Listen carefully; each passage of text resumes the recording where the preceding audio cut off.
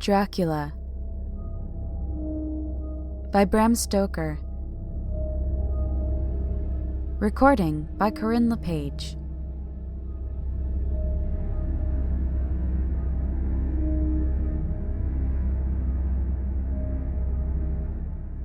Chapter 1.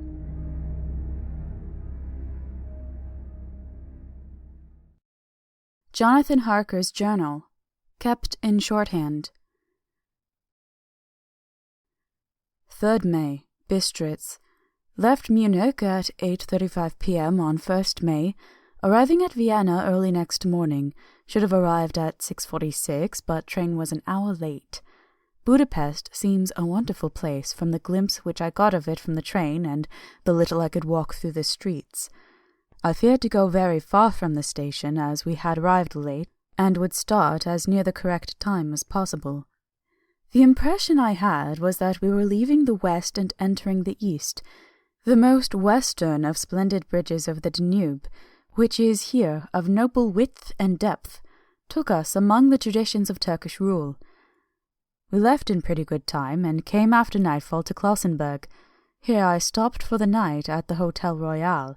I had for dinner, or rather supper, a chicken done up some way with red pepper, which was very good, but thirsty. Memorandum, get recipe for Mina.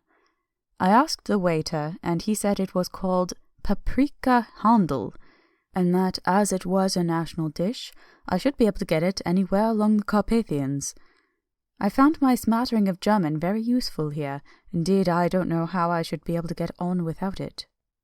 Having had some time at my disposal when in London, I had visited the British Museum, and made search among the books and maps in the library regarding Transylvania. It had struck me that some foreknowledge of the country could hardly fail to have some importance in dealing with the noblemen of that country. I find that the district he named is in the extreme east of the country, just on the borders of 3 states, Transylvania, Moldavia, and Bukovina, in the midst of the Carpathian Mountains, one of the wildest and least known portions of Europe. I was not able to light on any map or work given the exact locality of the Castle Dracula, as there are no maps of this country as yet to compare with our own Ordnance Survey maps. But I found that Bistritz, the post town named by Count Dracula, is a fairly well-known place. I shall enter here some of my notes, as they may refresh my memory when I talk over my travels with Mina. In the population of Transylvania there are 4 distinct nationalities: Saxons in the south, and mixed with them the Wallachs, who are descendants of the Dacians, Magyars in the west, and Zikis in the east and north. I am going among the latter, who claim to be descendant from Attila and the Huns. This may be so, for when the Magyars conquered the country in the 11th century, they found the Huns settled in it. I read that every known superstition in the world is gathered in the horseshoe of the Carpathians, as if it were the centre of some sort of imaginative whirlpool. If so, my stay may be very interesting. Memorandum, I must ask the Count all about them. I did not sleep well, though my bed was comfortable enough, for I had all sorts of queer dreams. There was a dog howling all night under my window, which may have had something to do with it, or may have been the paprika, for I had to drink up all the water in my carafe, and was still thirsty. Towards morning I slept and was wakened by the continuous knocking at my door, so I guess I must have been sleeping soundly then. I had for breakfast more paprika and a sort of porridge of maize flour, which they said was mamaliga, an eggplant stuffed with forcemeat, a very excellent dish, which they call implatata. Memorandum, get recipe for this also. I had to hurry breakfast, for the train started a little before 8, or rather it ought to have done so, for after rushing to the station at 7:30 I had to sit in the carriage for more than an hour before we began to move. It seems to me that the further east you go, the more unpunctual are the trains. What ought they to be in China? All day long we seemed to dawdle through a country which was full of beauty of every kind. Sometimes we saw little towns or castles on the top of steep hills, such as we do in old missals. Sometimes we ran by rivers and streams which seemed, from the wide stony margin on each side of them, to be subject to great floods, It takes a lot of water and running strong to sweep the outside edge of a river clear. At every station there are groups of people, sometimes crowds, and in all sorts of attire. Some of them were just like the peasants at home, or those I saw coming through France and Germany, with short jackets and round hats and homemade trousers, but others were very picturesque. The women looked pretty, except when you got near them, but they were very clumsy about the waist. They had all full white sleeves of some kind or other, and most of them had big belts with a lot of strips of something fluttering from them like the dresses in a ballet, but of course there were petticoats under them. The strangest figures we saw were the Slovaks, who were more barbarian than the rest, with the big cowboy hats and great baggy dirty white trousers, white linen shirts, and enormous heavy leather belts, nearly a foot wide, all studded over with brass nails. They wore high boots, with their trousers tucked into them, and had long black hair and heavy black moustaches. They are very picturesque, but do not look prepossessing. On the stage they would be set down at once as some old oriental band of brigands. Here they are, however, I am told, very harmless and rather wanting in natural self-assertion. It was on the dark side of twilight when we got to Bistritz, which is a very interesting old place, being practically on the frontier, for the Borgo Pass leads from it into Bukovina.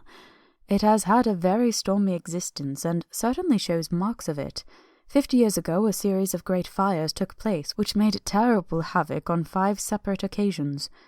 At the very beginning of the 17th century, it underwent a siege of 3 weeks and lost 13,000 people, the casualties of war proper being assisted by famine and disease. Count Dracula had directed me to go to the Golden Crone Hotel, which I found to my great delight to be thoroughly old-fashioned, for of course I wanted to see all I could of the ways of the country. I was evidently expected, for when I got near the door I faced a cheery-looking elderly woman in the usual peasant dress, white undergarment with long double apron, front and back of coloured stuff fitting almost too tight for modesty. When I came close she bowed and said, "The Herr Englishman?" "Yes," I said, "Jonathan Harker." She smiled and gave some message to an elderly man in white shirt-sleeves who had followed her to the door. He went, but immediately returned with a letter. "My friend, welcome to the Carpathians. I am anxiously expecting you. Sleep well tonight. At 3 tomorrow the diligence will start for Bukovina. A place on it is kept for you. At the Borgo Pass my carriage will await you and will bring you to me. I trust that your journey from London has been a happy one, and that you will enjoy your stay in my beautiful land. Your friend Dracula." 4th May. I found that my landlord had got a letter from the Count, directing him to secure the best place in the coach for me, but on making inquiries as to the details he seemed somewhat reticent, and pretended that he could not understand my German. This could not be true, because up till then he had understood it perfectly. At least he answered my questions exactly as if he did. He and his wife, the old lady who had received me, looked at each other in a frightened sort of way.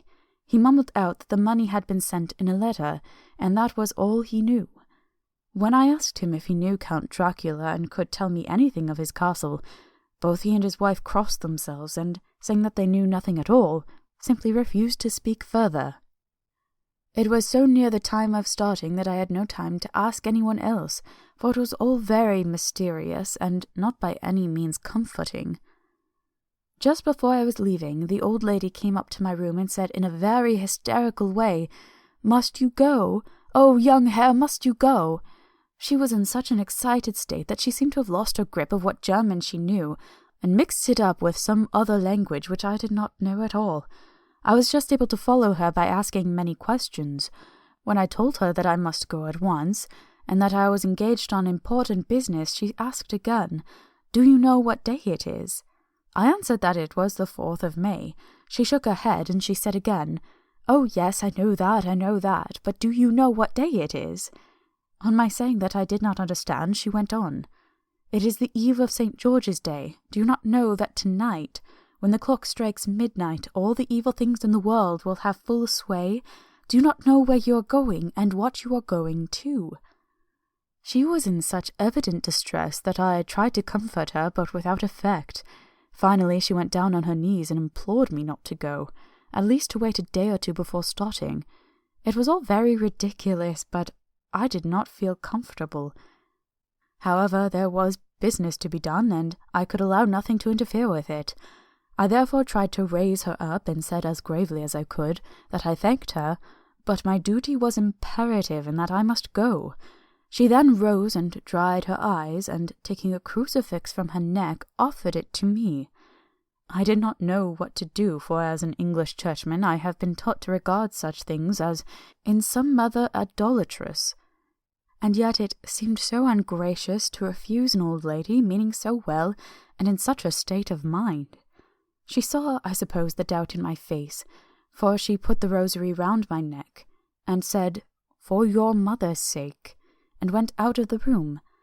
I am writing up this part of the diary whilst I am waiting for the coach, which is, of course, late, and the crucifix is still round my neck. Whether it is the old lady's fear, or the many ghostly traditions of this place, or the crucifix itself, I do not know, but I am not feeling nearly as easy in my mind as usual.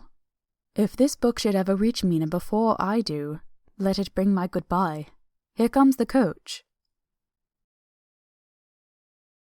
5th May. The Castle.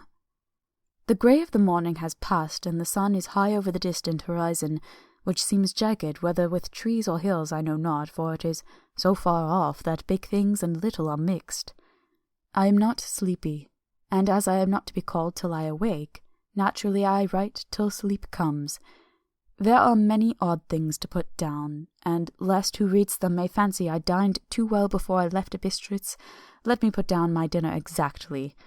I dined on what they called robber steak, bits of bacon, onion and beef seasoned with red pepper, and strung on sticks and roasted over the fire in the simple style of the London cat's meat.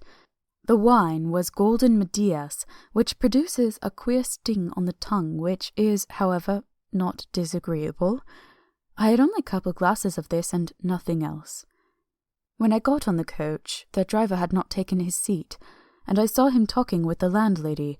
They were evidently talking of me, for every now and then they looked at me, and some of the people who were sitting on the bench outside the door, which they called by a name meaning word-bearer, came and listened, and then looked at me, most of them pityingly. I could hear a lot of words often repeated, queer words, for there were many nationalities in the crowd, so I quietly got my polyglot dictionary from my bag and looked them out. I must say, they were not cheering to me, for amongst them were Ordog, Satan, Pokol, Hell, Stregoica, Witch, Vrolak, and Vlkozlak, both of which mean the same thing, one being Slovak and the other Servian, for something that is either werewolf or vampire.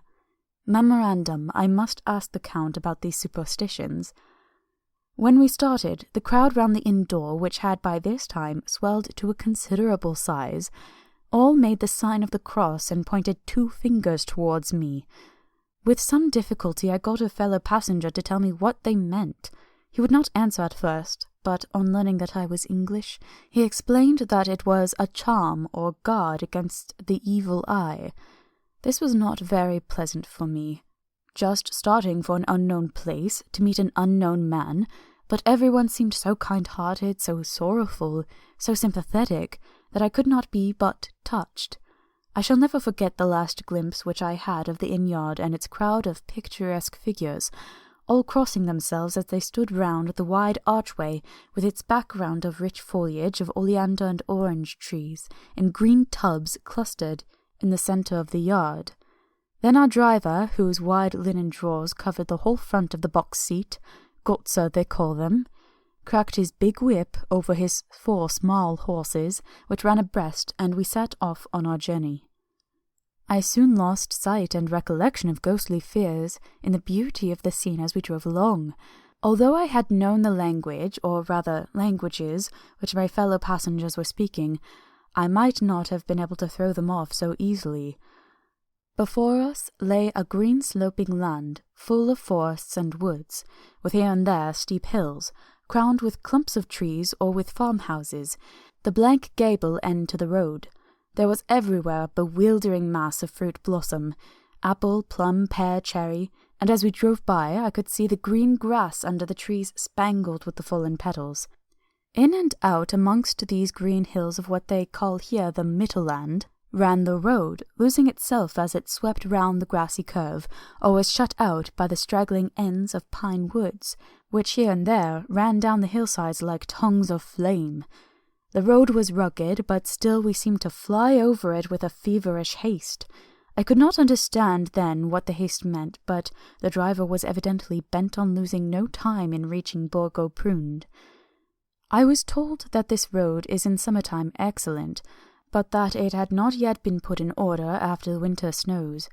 In this respect it is different from the general run of roads in the Carpathians, for it is an old tradition that they are not to be kept in too good order. Of old the hospodars would not repair them, lest the Turk should think that they were preparing to bring in foreign troops, and so hasten the war, which was always really at loading point. Beyond the green swelling hills of the Mittelland rose mighty slopes of forest up to the lofty steeps of the Carpathians themselves. Right and left of us they towered, with the afternoon sun falling full upon them and bringing out the glorious colours of this beautiful range, deep blue and purple in the shadows of the peaks, green and brown where grass and rock mingled, and an endless perspective of jagged rock and pointed crags, till these were themselves lost in the distance, where the snowy peaks rose grandly. Here and there seemed mighty rifts in the mountains, through which, as the sun began to sink, we saw now and again the white gleam of falling water. One of my companions touched my arm as we swept round the base of the hill, and opened up the lofty snow-covered peak of a mountain, which seemed, as we wound on our serpentine way, to be right before us. "Look! Ishten Sechs! God's seat!" and he crossed himself reverently. As we wound on our endless way, and the sun sank lower and lower behind us, the shadows of the evening began to creep round us. This was emphasized by the fact that the snowy mountain top still held the sunset, and seemed to glow out with a delicate cool pink. Here and there we passed Czechs and Slovaks, all in picturesque attire, but I noticed that goiter was painfully prevalent. By the roadside there were many crosses, and as we swept by, my companions all crossed themselves. Here and there was a peasant man or woman kneeling before a shrine, who did not even turn round as we approached, but seemed in the self-surrender of devotion to have neither eyes nor ears for the outer world. There were many things new to me, for instance, hayricks in the trees, here and there very beautiful masses of weeping birch, their white stems shining like silver through the delicate green of the leaves. Now and again we passed a litter wagon, the ordinary peasant's cart, with its long snake-like vertebra, calculated to suit the inequalities of the road. On this were sure to be seated quite a group of home-coming peasants, the Czechs with their white and the Slovaks with their coloured sheepskins, the latter carrying lance-fashion their long staves with axe at end. As the evening fell, it began to get very cold, and the growing twilight seemed to merge into one dark mistiness, the gloom of the trees, oak, beech, and pine, though in the valleys which ran deep between the spurs of the hills, as we ascended through the pass, the dark firs stood out here and there against the background of late-lying snow. Sometimes, as the road was cut through the pine woods that seemed in the darkness to be closing down upon us, great masses of greyness, which here and there bestrewed the trees, produced a peculiarly weird and solemn effect, which carried on the thoughts and grim fancies engendered earlier in the evening, when the falling sunset threw into strange relief the ghost-like clouds which amongst the Carpathians seemed to wind ceaselessly through the valleys. Sometimes the hills were so steep that, despite our driver's haste, the horses could only go slowly. I wished to get down and walk up them as we do at home, but the driver would not hear of it. "No, no," he said, "you must not walk here, the dogs are too fierce." And then he added, with what he evidently meant for grim pleasantry, for he looked round to catch the approving smile of the rest, and you may have enough of such matters before you go to sleep." The only stop he would make was a moment's pause to light his lamps. When it grew dark, there seemed to be some excitement amongst the passengers, and they kept speaking to him one after the other, as though urging him to further speed. He lashed the horses unmercifully with his long whip, and with wild cries of encouragement urged them on to further exertions. Then through the darkness I could see a sort of patch of grey light ahead of us, as though there were a cleft in the hills. The excitement of the passengers grew greater. The crazy coach rocked on its great leather springs and swayed like a boat tossed on a stormy sea. I had to hold on. The road grew more level, and we appeared to fly along. Then the mountains seemed to come nearer to us on each side, and to frown down upon us.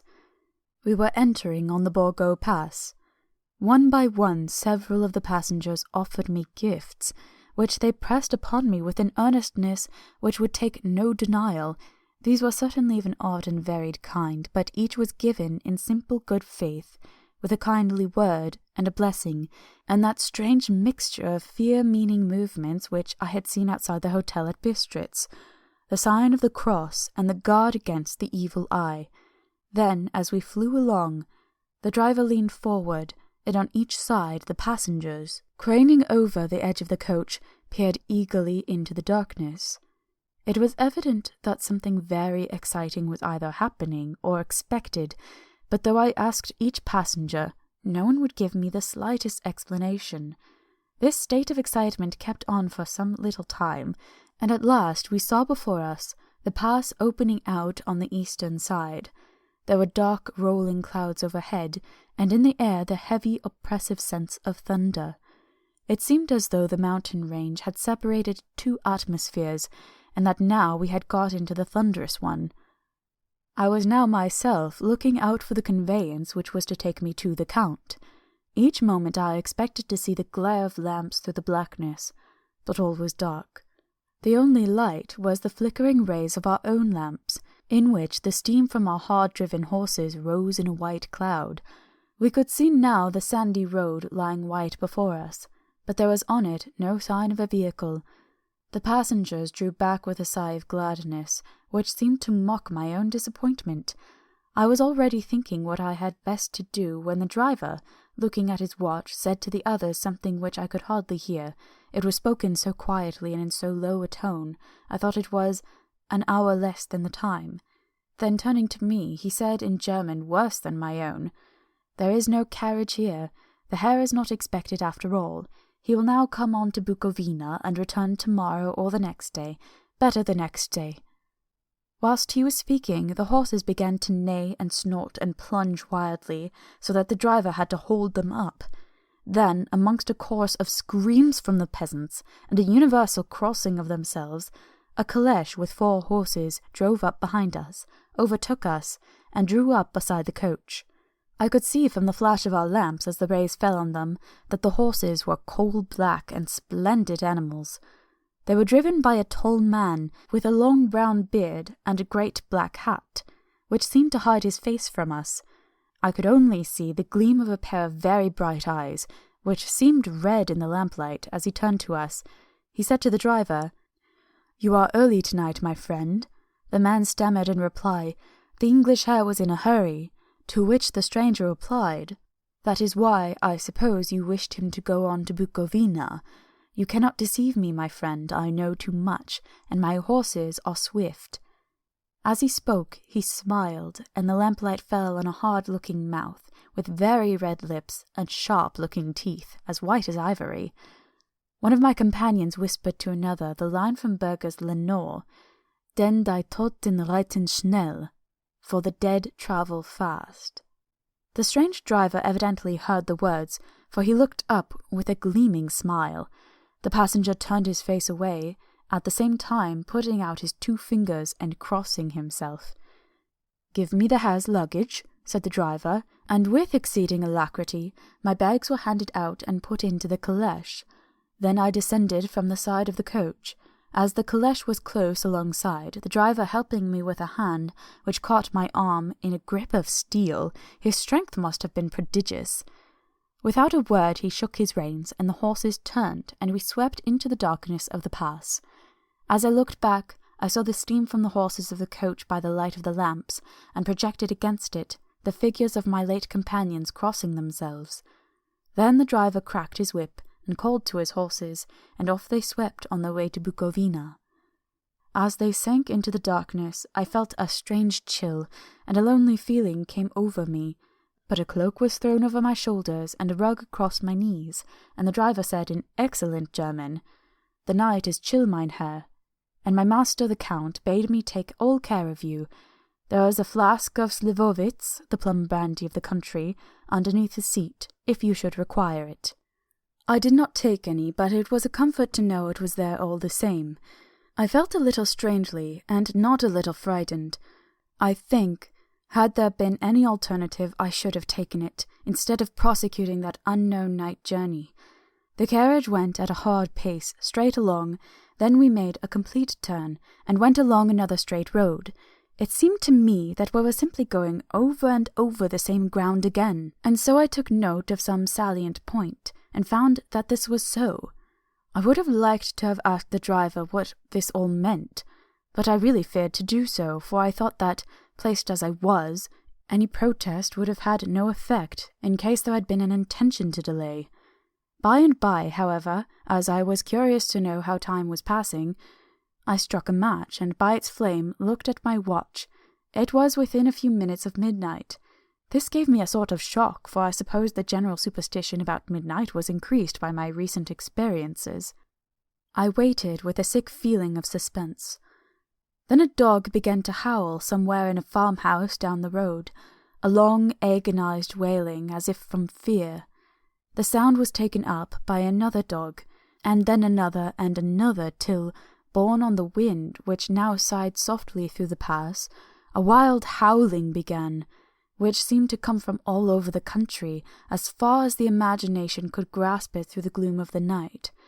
At the first howl, the horses began to strain and rear, but the driver spoke to them soothingly, and they quieted down, but shivered and sweated as though after a runaway from sudden fright. Then, far off in the distance, from the mountains on each side of us, began a louder and a sharper howling, that of wolves, which affected both the horses and myself in the same way, for I was minded to jump from the caleche and run, whilst they reared again and plunged madly, so that the driver had to use all his great strength to keep them from bolting.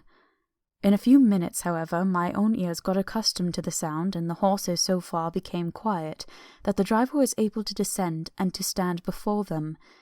He petted and soothed them, and whispered something in their ears, as I have heard of horse-tamers doing, and with extraordinary effect, for under his caresses they became quite manageable again, though they still trembled. The driver again took his seat, and, shaking his reins, started off at a great pace. This time, after going to the far side of the pass, he suddenly turned down a narrow roadway which ran sharply to the right. Soon we were hemmed in with trees, which in places arched right over the roadway till we passed as through a tunnel, and again great frowning rocks guarded us boldly on either side. Though we were in shelter, we could hear the rising wind, for it moaned and whistled through the rocks, and the branches of the trees crashed together as we swept along. It grew colder and colder still, and fine powdery snow began to fall, so that soon we and all round us were covered with a white blanket. The keen wind still carried the howling of the dogs, though this grew fainter as we went on our way. The baying of the wolves sounded nearer and nearer, as though they were closing round on us from every side. I grew dreadfully afraid, and the horses shared my fear. The driver, however, was not in the least disturbed. He kept turning his head left to right, but I could not see anything through the darkness. Suddenly, away on our left, I saw a faint flickering blue flame. The driver saw it at the same moment. He at once checked the horses, and, jumping to the ground, disappeared into the darkness. I did not know what to do, the less as the howling of the wolves grew closer. But while I wondered, the driver suddenly appeared again, and without a word took his seat, and we resumed our journey. I think I must have fallen asleep and kept dreaming of the incident, for it seemed to be repeated endlessly, and now looking back, It is like a sort of awful nightmare. Once the flame appeared so near the road that even in the darkness around us I could watch the driver's motions. He went rapidly to where the blue flame arose. It must have been very faint, for it did not seem to illumine the place around it at all. Gathering a few stones, formed them into some device. Once there appeared a strange optical effect. When he stood between me and the flame, he did not obstruct it, for I could see its ghostly flicker all the same. This startled me, but as the effect was only momentary, I took it that my eyes deceived me, straining through the darkness. Then for a time there were no blue flames, and we sped onwards through the gloom, with the howling of the wolves around us as though they were following in a moving circle. At last there came a time when the driver went further afield than he had gone yet, and during his absence the horses began to tremble worse than ever and to snort and scream with fright.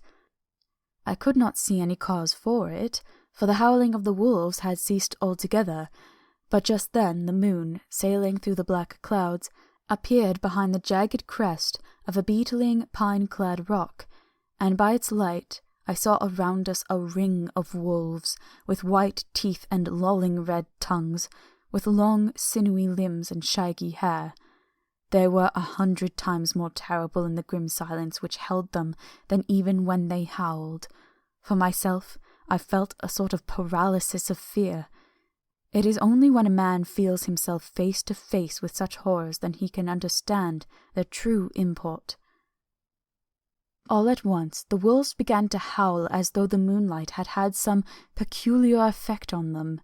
The horses jumped about and reared and looked helplessly round with eyes that rolled in every way painful to see, but the living ring of terror encompassed them on every side, and they had perforce to remain within it. I called to the coachman to come, for it seemed to me that our only chance was to try and break out through the ring and to aid his approach. I shouted and beat the side of the caleche, hoping by the noise to scare the wolves from that side, so as to give him a chance of reaching the trap. How he came there I know not, but I heard his voice raised in a tone of imperious command, and looking towards the sound, saw him stand in the roadway. As he swept his long arms, as though brushing aside some impalpable obstacle, the wolves fell back, and back further still. Just then a heavy cloud passed across the face of the moon, so that we were again in darkness. When I could see again, the driver was climbing into the caleche, and the wolves had disappeared. This was all so strange and uncanny that a dreadful fear came upon me, and I was afraid to speak or move. The time seemed interminable as we swept on our way, now in almost complete darkness, for the rolling clouds obscured the moon. We kept on ascending, with occasional periods of quick descent, but in the main always ascending. Suddenly I became conscious of the fact that the driver was in the act of pulling up the horses in the courtyard of a vast, ruined castle, from whose tall black windows came no ray of light, and whose broken battlements showed a jagged line across the moonlit sky.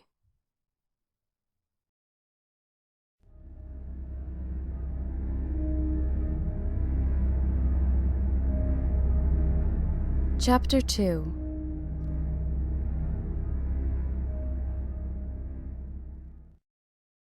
Jonathan Harker's Journal, continued. 5th May. I must have been asleep, for certainly if I had been fully awake I must have noticed the approach of such a remarkable place. In the gloom of the courtyard it looked of considerable size, and as several dark ways led from it under great round arches, it perhaps seemed bigger than it really was. I have not yet been able to see it in daylight. When the caleche stopped, the driver jumped down and held out his hand to assist me to alight. Again I could not but notice his prodigious strength. His hand actually seemed like a steel vice that could have crushed mine if he had chosen. Then he took out my traps and placed them on the ground beside me, as I stood close to a great door, old and studded with large iron nails, and set in a projecting doorway of massive stone. I could see even in the dim light that the stone was massively carved, but that the carving had been much worn by time and weather. As I stood, the driver jumped again into his seat and shook the reins. The horses started forward, and trap and all disappeared down one of the dark openings. I stood in silence where I was, for I did not know what to do. Of Bell or Nogga there was no sign. Through these frowning walls and dark window openings it was not likely that my voice could penetrate. The time I waited seemed endless, and I felt doubts and fears crowding upon me. What sort of place had I come to, and among what kind of people? What kind of grim adventure was it on which I had embarked? Was this a customary incident in the life of a solicitor's clerk sent out to explain the purchase of a London estate to a foreigner? Solicitor's clerk. Mina would not like that. Solicitor. For just before leaving London I got word that my examination was successful, and I am now a full-blown solicitor. I began to rub my eyes and pinch myself to see if I were awake. It all seemed like a horrible nightmare to me, and I expected that I should suddenly awake and find myself at home, with the dawn struggling in through the windows, as I had now and again felt in the morning after a day of overwork. But my flesh answered the pinching test, and my eyes were not deceived. I was, indeed, awake and among the Carpathians. All I could do now was to be patient, and to wait the coming of morning. Just as I had come to this conclusion, I heard a heavy step approaching behind the great door, and saw through the chinks the gleam of a coming light. Then there was the sound of rattling chains and the clanking of massive bolts drawn back. A key was turned with the loud grating noise of long disuse, and the great door swung back. Within stood a tall old man, clean-shaven save for a long white moustache, and clad in black from head to foot, without a single speck of colour about him anywhere. He held in his hand an antique silver lamp, in which the flame burned without chimney or globe of any kind, throwing long quivering shadows as it flickered in the draught of the open door. The old man motioned me in with his right hand, with a courtly gesture, saying in excellent English, but with a strange intonation, "Welcome to my house. Enter freely and of your own will." He made no motion of stepping to meet me, but stood like a statue as though his gesture of welcome had fixed him into stone. The instant, however, I had stepped over the threshold, he moved impulsively forward, and holding out his hand, grasped mine with a strength which made me wince, an effect which was not lessened by the fact that it had seemed as cold as ice, more like the hand of a dead man than a living man. Again he said, "Welcome to my house. Come freely, go safely, and leave something of the happiness you bring." The strength of the handshake was so much akin to that which I had noticed of the driver, whose face I had not seen, that for a moment I doubted if it were not the same person to whom I was speaking. So to make sure I said interrogatively, "Count Dracula?" He bowed in a courtly way as he replied, "I am Dracula, and I bid you welcome, Mr. Harker, to my house. Come in. The night air is chill, and you must need to eat and rest." As he was speaking, he put the lamp on a bracket on the wall, and stepping out, took my luggage. He had carried it in before I could forestall him. I protested, but he insisted. "Nay, sir, you are my guest. It is late, and my people are not available. Let me see to your comfort myself." He insisted on carrying my traps along the passage, and then up a great winding stair, and along another great passage, on whose stone floor our steps rang heavily. At the end of this he threw open a heavy door, and I rejoiced to see within a well-lit room in which a table was spread for supper, and on whose mighty hearth a great fire of logs, freshly replenished, flamed and flared. The Count halted, putting down my bags, closed the door, and crossing the room opened another door, which led to a small octagonal room, lit by a single lamp, and seemingly without a window of any sort. Passing through this, he opened another door and motioned me to enter. It was a welcome sight, for here was a great bedroom, well lighted and warmed with another log fire, also added to, but lately, for the top logs were fresh, which sent a hollow roar up the wide chimney. The Count himself left my luggage inside and withdrew, saying before he closed the door, "You will need, after your journey, to refresh yourself by making your toilet. I trust you will find all you wish. When you are ready, come into the other room, where you will find your supper prepared." The light and warmth of the Count's courteous welcome seemed to have dissipated all my doubts and fears. Having then reached my normal state, I discovered that I was half famished with hunger, so making a hasty toilet, I went to the other room. I found supper already laid out. My host, who stood on one side of the great fireplace, leaning against the stonework, made a graceful wave of his hand to the table and said, "I pray you, be seated and sup how you please. You will, I trust, excuse me that I do not join you, but I have dined already, and I do not sup." I handed to him the sealed letter which Mr. Hawkins had entrusted to me.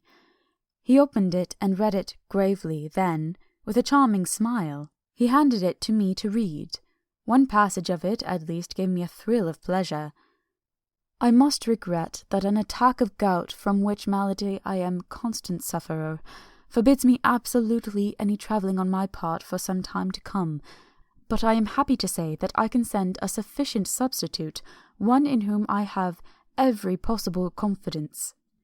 He is a young man, full of energy and talent in his own way, and of a very faithful disposition. He is discreet and silent, and has grown into manhood in my service. He shall be ready to attend on you when you will during his stay, and shall take your instructions in all matters." The Count himself came forward and took off the cover of a dish, and I fell at once on an excellent roast chicken. This, with some cheese and a salad and a bottle of old Tokay, of which I had 2 glasses, was my supper. During the time I was eating it, the Count asked me many questions as to my journey, and I told him by degrees all I had experienced.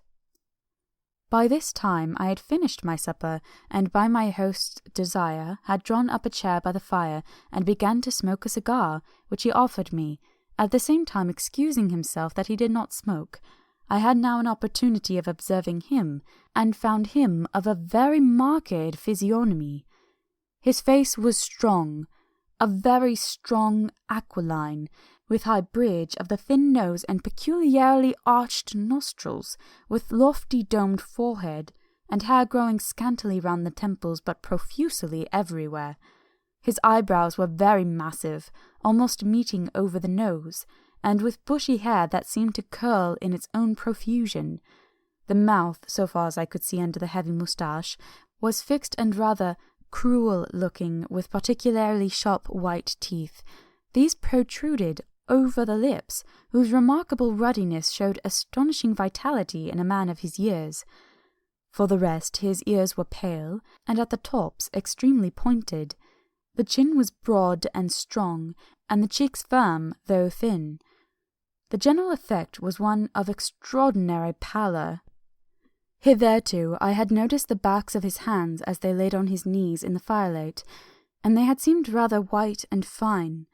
But seeing them now close to me, I could not notice but they were rather coarse, broad with squat fingers.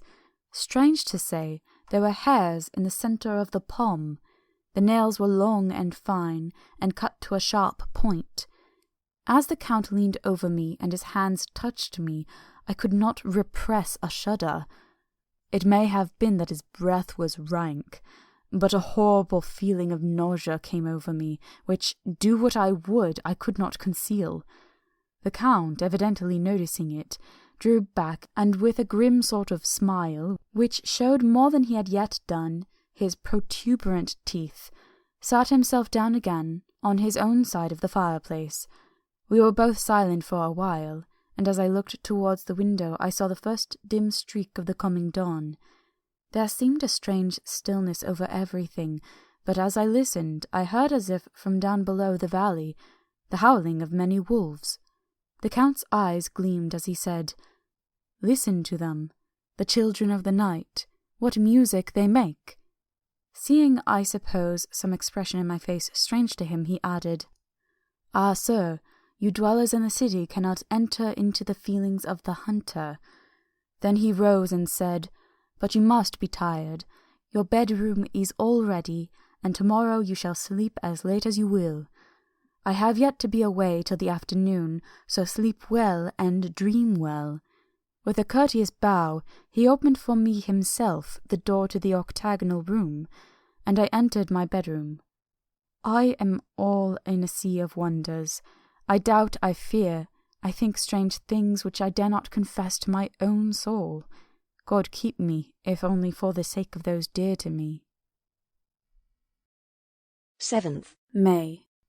It is again early morning, but I have rested and enjoyed the last 24 hours. I slept till late in the day, and woke of my own accord. When I had dressed myself, I went into the room where we had supped, and found a cold breakfast laid out, with coffee kept hot by the pot being placed on the hearth. There was a card on the table on which was written, "I have to be absent for a while. Do not wait for me. D." I set to and enjoyed a hearty meal. When I had done, I looked for a bell so that I might let the servants know I had finished, but I could not find one. There are certainly odd deficiencies in the house, considering the extraordinary evidences of wealth which are around me. The table service is of gold, and so beautifully wrought that it must be of immense value. The curtains and upholstery of the chairs and sofas and the hangings of my bed are of the costliest and most beautiful fabrics, and must have been of fabulous value when they were made, for they are centuries old, though in excellent order. I saw something like them in Hampton Court, but there they were worn and frayed and moth-eaten. But still in none of the rooms is there a mirror. There is not even a toilet glass on my table, and I had to get the little shaving glass from my bag before I could either shave or brush my hair. I have not yet seen a servant anywhere, or heard a sound near the castle except the howling of wolves. Some time after I had finished my meal, I do not know whether to call it breakfast or dinner, for it was between 5 and 6 o'clock when I had it, I looked about for something to read, for I did not like to go about the castle until I had asked the Count's permission. There was absolutely nothing in the room, book, newspaper, or even writing materials, so I opened another door in the room and found a sort of library. The door opposite mine I tried, but found it locked. In the library I found, to my great delight, a vast number of English books, whole shelves full of them, and bound volumes of magazines and newspapers. A table in the centre was littered with English magazines and newspapers, though none of them were of very recent date. The books were of the most varied kind: history, geography, politics, political economy, botany, geology, law, all relating to England and English life and customs and manners. There were even such books of reference as the London Directory, the Red and Blue Books, Whitaker's Almanac, the Army and Navy Lists, and, it somehow gladdened my heart to see it, the Law List. Whilst I was looking at the books, the door opened and the Count entered. He saluted me in a hearty way, and hoped that I had had a good night's rest. Then he went on, "I am glad you found your way in here, for I am sure there is much that will interest you. These companions," he had laid his hand on some of the books, "have been good friends to me, and for some years past, ever since I had the idea of going to London, have given me many, many hours of pleasure. Through them I have come to know your great England, and to know her is to love her. I long to go through the crowded streets of your mighty London, to be in the midst of the whirl and rush of humanity, to share its life, its change, its death, and all that makes it what it is. But alas, as yet I only know your tongue through books. To you, my friend, I look that I know it to speak." "But, Count," I said, "you know and speak English thoroughly." He bowed gravely. "I thank you, my friend, for all your too flattering estimate, but yet I fear that I am but a little way on the road I would travel. True, I know the grammar and the words, but yet I know not how to speak them." "Indeed," I said, "you speak excellently." "Not so," he answered. "Well, I know that, did I move and speak in your England, none there are who would not know me for a stranger. That is not enough for me. Here I am noble, I am boyar. The common people know me, I am master. But a stranger in a strange land, he is no one. Men know him not, and to know not is to care not for. I am content if I am like the rest, so that no man stops if he see me, or pause in his speaking if he hear my words. "Ha, stranger! I have been so long master that I would be master still, or at least that none other should be master of me. You come to me not alone as agent of my friend, Peter Hawkins of Exeter, to tell me all about my new estate in London. You shall, I trust, rest here with me a while, so that by our talking I may learn the English intonation, and I would that you tell me when I make error, even of the smallest, in my speaking. I am sorry that I had to be away so long today, but you will, I know, forgive one who has so many important affairs in hand." Of course I said all I could about being willing, and asked if I might come into that room when I chose. He answered, "Yes, certainly," and added, "You may go anywhere you wish in the castle, except where the doors are locked, where of course you will not wish to go. There is reason that all things are as they are, and did you see with my eyes and know with my knowledge, you would perhaps better understand." I said I was sure of this, and then he went on, "We are in Transylvania, and Transylvania is not England. Our ways are not your ways, and there shall be to you many strange things. Nay, from what you have told me of your experiences already, you know something of what strange things there may be." This led to much conversation, and as it was evident that he wanted to talk, if only for talking's sake, I asked him many questions regarding things that had already happened to me, or come within my notice. Sometimes he sheered off the subject, or turned the conversation by pretending not to understand, but generally he answered all I asked most frankly. Then, as time went on, and I had got somewhat bolder, I asked him of some of the strange things of the preceding night, as, for instance, why the coachman went to the places where he had seen the blue flames. He then explained to me that it was commonly believed that on a certain night of the year, last night in fact, when all evil spirits are supposed to have unchecked sway, a blue flame is seen over any place where treasure has been concealed. That treasure has been hidden, he went on, in the region through which you came last night. There can be but little doubt, for it was the ground fought over for centuries by the Wallachian, the Saxon, and the Turk. Why, there is hardly a foot of soil in all this region that has not been enriched by the blood of men, patriots or invaders. In old days there were stirring times when the Austrian and Hungarian came up in hordes, and patriots went out to meet them, men and women, the aged and children too, and waited the coming on the rocks above the passes, that they might sweep destruction on them with their artificial avalanches. When the invader was triumphant, he found but little, for whatever there was had been sheltered in the friendly soil.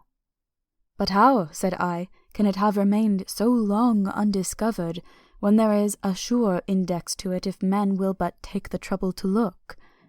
The Count smiled, and his lips ran back over his gums. The long, sharp canine teeth showed out strangely. He answered, "Because your peasant is at heart a coward and a fool. Those flames only appear one night, and on that night no man of this land will, if he can help it, stir without his doors. And, dear sir, even if he did, he would not know what to do. Why, even the peasant that you tell me of who marked the place of flame would not know where to look in daylight even for his own work. Even you would not, I dare be sworn, be able to find these places again." "There you are right," I said.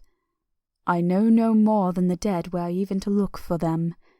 Then we drifted into other matters. "Come," he said at last, "tell me of London and of the house which you have procured for me." With an apology for my remissness, I went into my own room to get the papers from my bag.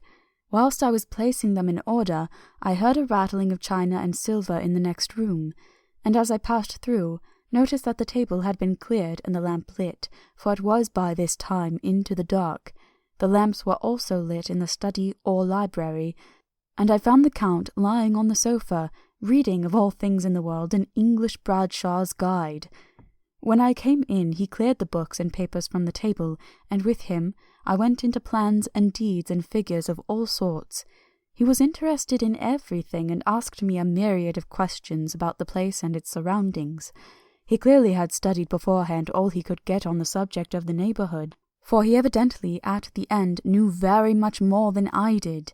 When I remarked this, he answered, "Well, but, my friend, is it not needful that I should?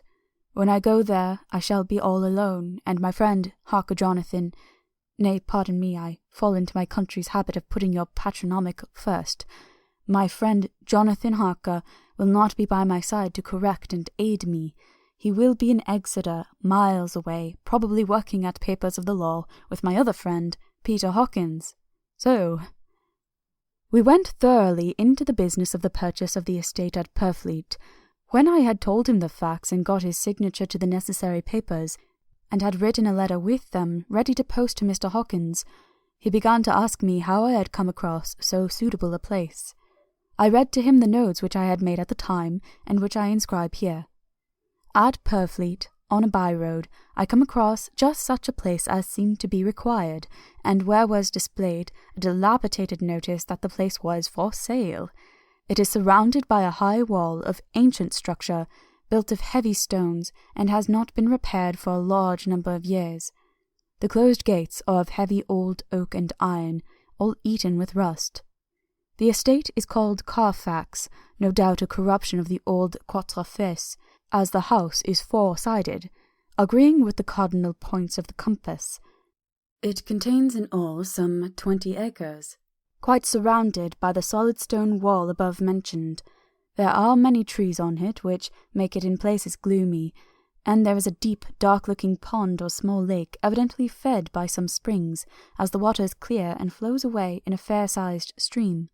The house is very large, and of all periods back, I should say to medieval times, for one part is of stone immensely thick, with only a few windows high up, and heavily barred with iron. It looks like a part of a keep, and is close to an old chapel or church. I could not enter it as I had not the key of the door leading to it from the house, but I have taken with my kodak views of it from various points. The house has been added to, but in a very straggling way, and I can only guess at the amount of ground it covers, which must be very great. There are but few houses close at hand, one being a very large house only recently added to and formed into a private lunatic asylum. It is not, however, visible from the grounds. When I had finished, he said, "I am glad that it is old and big. I myself am of an old family, and to live in a new house would kill me. A house cannot be made habitable in a day, and after all, how few days go to make up a century. I rejoice also that there is a chapel of old times. We Transylvanian nobles love not to think that our bones may lie amongst the common dead. I seek not gaiety nor mirth, not the bright voluptuousness of much sunshine and sparkling waters which please the young and gay. I am no longer young, and my heart, through weary years of mourning over the dead, is not attuned to mirth. Moreover, the walls of my castle are broken, the shadows are many, and the wind breathes cold through the broken battlements and castlements. I love the shade and the shadow, and would be alone with my thoughts when I may." Somehow his words and his look did not seem to accord, or else it was that his cast of face made his smile look malignant and saturnine. Presently, with an excuse, he left me, asking me to put all my papers together. He was some little time away, and I began to look at some of the books around me. One was an atlas which I found opened naturally at England, as if that map had been much used. On looking at it, I found in certain places little rings marked, and on examining these I noticed that one was near London on the east side, manifestly where his new estate was situated. The other two were Exeter and Whitby on the Yorkshire coast. It was the better part of an hour when the Count returned. "Aha," he said, "still at your books? Good. But you must not work always. Come, I am informed that your supper is ready." He took my arm, and we went into the next room, where I found an excellent supper ready on the table. The Count again excused himself, as he had dined out on his being away from home, but he sat as on the previous night and chatted whilst I ate. After supper I smoked, as on the last evening, and the Count stayed with me, chatting and asking questions on every conceivable subject, hour after hour. I felt that it was getting very late indeed, but I did not say anything, for I felt under obligation to meet my host's wishes in every way. I was not sleepy, as the long sleep yesterday had fortified me, but I could not help experiencing that chill which comes over one at the coming of dawn, which is like, in its way, the turn of the tide. They say that people who are near death die generally at the change of the dawn or at the turn of the tide. Anyone who has, when tired, and tied as it were to his post, experienced this change in the atmosphere, can well believe it. All at once we heard the crow of a cock coming up with preternatural shrillness through the clear morning air. Count Dracula, jumping to his feet, said, "Why, there is the morning again! How remiss am I to let you stay up so long! You must make your conversation regarding my dear new country of England less interesting, so that I may not forget how time flies by us." And with a courtly bow, he quickly left me. I went into my own room and drew the curtains, but there was little to notice. My window opened into the courtyard. All I could see was the warm grey of quickening sky. So I pulled the curtains again, and have written of this day. 8th May. I began to fear as I wrote in this book that I was getting too diffuse, but now I am glad that I went into detail from the first, for there is something so strange about this place and all in it, that I cannot but feel uneasy. I wish I were safe out of it, or that I had never come. It may be that the strange night existence is telling on me, but would that that were all. If there were anyone to talk to, I could bear it, but there is no one. I have only the Count to speak with, and I fear I am myself the only living soul within the place. Let me be prosaic, so far as facts can be. It will help me to bear up, and imagination must not run riot with me. If it does, I am lost. Let me say at once how I stand, or seem to. I only slept a few hours when I went to bed, and feeling that I could not sleep any more, got up. I had hung my shaving glass by the window, and was just beginning to shave. Suddenly I felt a hand on my shoulder, and heard the Count's voice saying to me, "Good morning." I started, for it amazed me that I had not seen him, since the reflection of the glass covered the whole room behind me. In starting, I had cut myself slightly, but did not notice it at the moment. Having answered the Count's salutation, I turned to the glass again to see how I had been mistaken. This time there could be no error, for the man was close to me, and I could see him over my shoulder, but there was no reflection of him in the mirror. The whole room behind me was displayed, but there was no sign of a man in it except myself. This was startling, and, coming on the top of so many strange things, was beginning to increase that vague feeling of uneasiness which I always have when the Count is near. But at the instant I saw that the cut had bled a little, and blood was trickling over my chin. I laid down the razor, turning, as I did, so half round to look for some sticking plaster. When the Count saw my face, his eyes blazed with a sort of demoniac fury, and he suddenly made a grab at my throat. I drew away, and his hand touched the string of beads which held the crucifix. It made an instant change in him, for the fury passed so quickly that I could hardly believe that it was ever there. "Take care," he said. "Take care how you cut yourself. It is more dangerous than you think in this country." Then, seizing the shaving glass, he went on, "And this is the wretched thing that has done the mischief. It is a foul bauble of man's vanity. Away with it!" And opening the heavy window with one wrench of his terrible hand, he flung out the glass, which was shattered into 1,000 pieces on the stones of the courtyard far below. Then he withdrew without a word. It is very annoying, for I do not see how I am to shave, unless in my watch-case or the bottom of the shaving-pot, which is fortunately of metal. When I went into the dining-room, breakfast was prepared, but I could not find the Count anywhere, so I breakfasted alone. It is strange that as yet I have not seen the Count eat or drink. He must be a very peculiar man. After breakfast I did a little exploring in the castle. I went out on the stairs and found a room looking towards the south. The view was magnificent, and from where I stood there was every opportunity of seeing it. The castle is on the very edge of a terrible precipice. A stone falling from the window would fall 1,000 feet without touching anything. As far as the eye can reach is a sea of green tree-tops, with occasionally a deep rift where there is a chasm. Here and there are silver threads where the rivers wind in deep gorges through the forests. But I am not in heart to describe beauty, for when I had seen the view I explored further.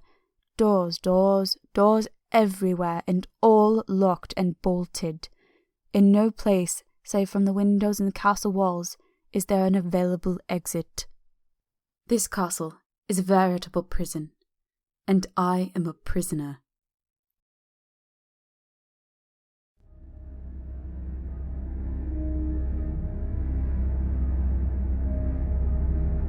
Chapter 3.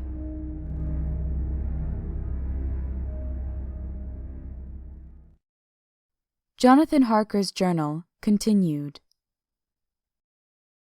When I found that I was a prisoner, a sort of wild feeling came over me. I rushed up and down the stairs, trying every door and peering out of every window I could find, but after a little the conviction of my helplessness overpowered all other feelings. When I look back after a few hours, I think I must have been mad for the time, for I behaved much as a rat does in a trap. When, however, the conviction had come to me that I was helpless, I sat down quietly as I have ever done anything in my life, and began to think over what was best to be done. I am thinking still, and as yet have come to no definite conclusion. Of one thing only am I certain, that it is no use making my ideas known to the Count. He knows well that I am imprisoned, and as he has done it himself, and has doubtless his own motives for it, he would only deceive me if I trusted him fully with the facts.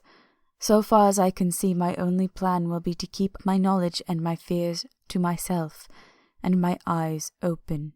I am, I know, either being deceived, like a baby, by my own fears, or else I am in desperate straits, and if the latter be so, I need and shall need all my brains to get through. I had hardly come to this conclusion when I heard the great door below shut, and knew that the Count had returned. He did not come at once into the library, so I went cautiously to my own room and found him making the bed. This was odd, but only confirmed what I had all along thought, that there were no servants in the house. When later I saw him through the chink of the hinges of the door laying the table in the dining room, I was assured of it, for if he does himself all these menial offices, surely it is proof that there is no one else to do them. This gave me a fright, for if there is no one else in the castle, it must have been the Count himself who was the driver of the coach that brought me here. This is a terrible thought, for if so, what does it mean he could control the wolves as he did, by only holding up his hand in silence? How was it that all the people at Bistritz and on the coach had some terrible fear for me? What meant the giving of the crucifix, of the garlic, of the wild rose, of the mountain ash? Bless that good woman who hung the crucifix round my neck, for it is a comfort and a strength to me whenever I touch it. It is odd that a thing which I have been taught to regard with disfavour as idolatrous should in a time of loneliness and trouble be of help. Is it that there is something in the essence of the thing itself, or that it is a medium, a tangible help in conveying memories of sympathy and comfort? Some time, if it may be, I must examine this matter and try to make up my mind about it. In the meantime, I must find out all I can about Count Dracula, as it may help me to understand. Tonight he may talk of himself, if I turn the conversation that way. I must be very careful, however, not to awake his suspicion. Midnight. I have had a long talk with the Count. I asked him a few questions on Transylvania history, and he warmed up to the subject wonderfully. In his speaking of things and people, and especially of battles, he spoke as if he had been present at them all. This he afterwards explained by saying that to a boyar the pride of his house and name is his own pride, that their glory is his glory, that their fate is his fate, Wherever he spoke of his house he always said we, and spoke almost in the plural, like a king speaking. I wish I could put down all he said exactly as he said it, for to me it was most fascinating. It seemed to have in it a whole history of the country. He grew excited as he spoke, and walked about the room pulling his great white moustache, and grasping anything on which he laid his hands as though he would crush it by main strength. One thing he said, which I shall put down as nearly as I can, for it tells in its way the story of his race. We Zikis have a right to be proud. In our veins flows the blood of many brave races who fought as the lion fights, for lordship. Here, in the whirlpool of European races, the Ugric tribe bore down from Iceland the fighting spirit which Thor and Woden gave them, which their berserkers displayed to such fell intent on the seaboards of Europe, aye, and of Asia and Africa too, till the peoples thought that the werewolves themselves had come. Here, too, when they came, they found the Huns, whose warlike fury had swept the earth like a living flame, till the dying peoples held that in their veins ran the blood of those old witches who, expelled from Scythia, had mated with the devils in the desert. Fools! Fools! What devil or what witch was ever so great as Attila, whose blood is in these veins? He held up his arms.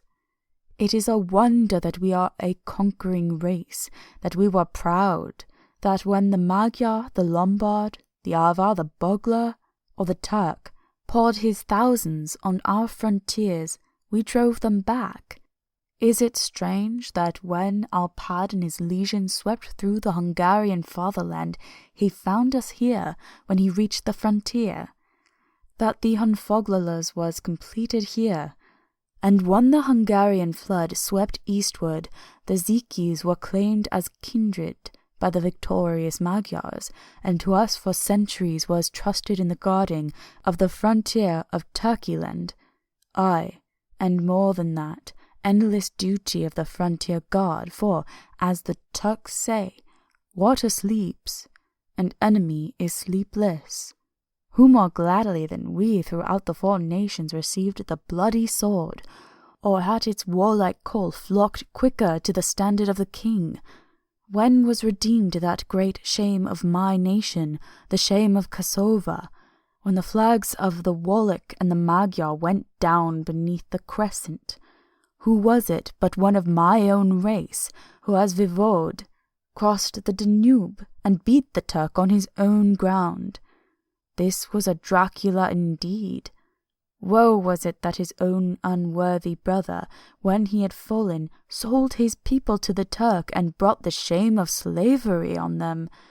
Was it not this Dracula indeed, who inspired that other of his race, who in a later age again and again brought his forces over the great river into Turkeyland, who, when he was beaten back, came again and again and again, though he had to come alone from the bloody field where his troops were being slaughtered, since he knew that he alone could ultimately triumph? They said that he thought only of himself. Bah! What good are peasants without a leader? Where ends the war without a brain and a heart to conduct it? Again, when after the battle of Mohawks we threw off the Hungarian yoke, we of the Dracula blood were amongst their leaders, for our spirit would not brook that we were not free. Ah, young sir, the Zikis, and the Dracula as their heart's blood, their brains and their swords, can boast a record that mushroom growths like the Habsburgs and the Romanovs can never reach. The warlike days are over. Blood is too precious a thing in these days of dishonourable peace, and the glories of the great races are as a tale that is told. It was by this time close on morning, and we went to bed. Memorandum: this diary seems horribly like the beginning of the Arabian Nights, for everything has to break off at cockcrow, or like the ghost of Hamlet's father. 12 May. Let me begin with facts. bare, meagre facts, verified by books and figures, and of which there can be no doubt. I must not confuse them with experiences which will have to rest on my own observation or my memory of them. Last evening, when the Count came from his room, he began by asking me questions on legal matters and the doing of certain kinds of business. I had spent the day warily over books, and simply to keep my mind occupied, went over some of the matters I had been examined in Lincoln's Inn. There was a certain method in the Count's inquiries, so I shall try to put them down in sequence. The knowledge may somehow or some time be useful to me. First, he asked if a man in England might have 2 solicitors or more.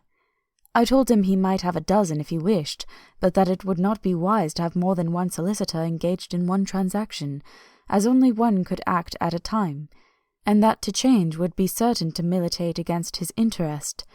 He seemed thoroughly to understand, and went on to ask if there would be any practical difficulty in having one man to attend, say, to banking, and another to look after shipping, in case local help were needed in a place far from the home of the banking solicitor. I asked him to explain more fully, so that I might not by any chance mislead him. So he said, "I shall illustrate. Your friend and mine, Mr. Peter Hawkins, from under the shadow of your beautiful cathedral at Exeter, which is far from London, buys for me, through your good self, my place at London. Good. Now here let me say frankly, lest you should think it strange that I have sought the services of one so far off from London instead of some one resident there, that my motive was that no local interest might be served save my wish only, and as one of London residents might, perhaps, have some purpose of himself or friend to serve. I went thus afield to seek my agent, whose labours should be only to my interest. Now, suppose I, who have much affairs, wish to ship goods, say, to Newcastle, or Durham, or Harwich, or Dover, might it not be that could with more ease be done by co-signing to one in these ports? I answered that certainly it would be most easy, but that we solicitors had a system of agency one for the other, so that local work could be done locally on instruction from any solicitor, so that the client, simply placing himself in the hands of one man, could have his wishes carried out by him without further trouble. But, said he, I could be at liberty to direct myself, is it not so?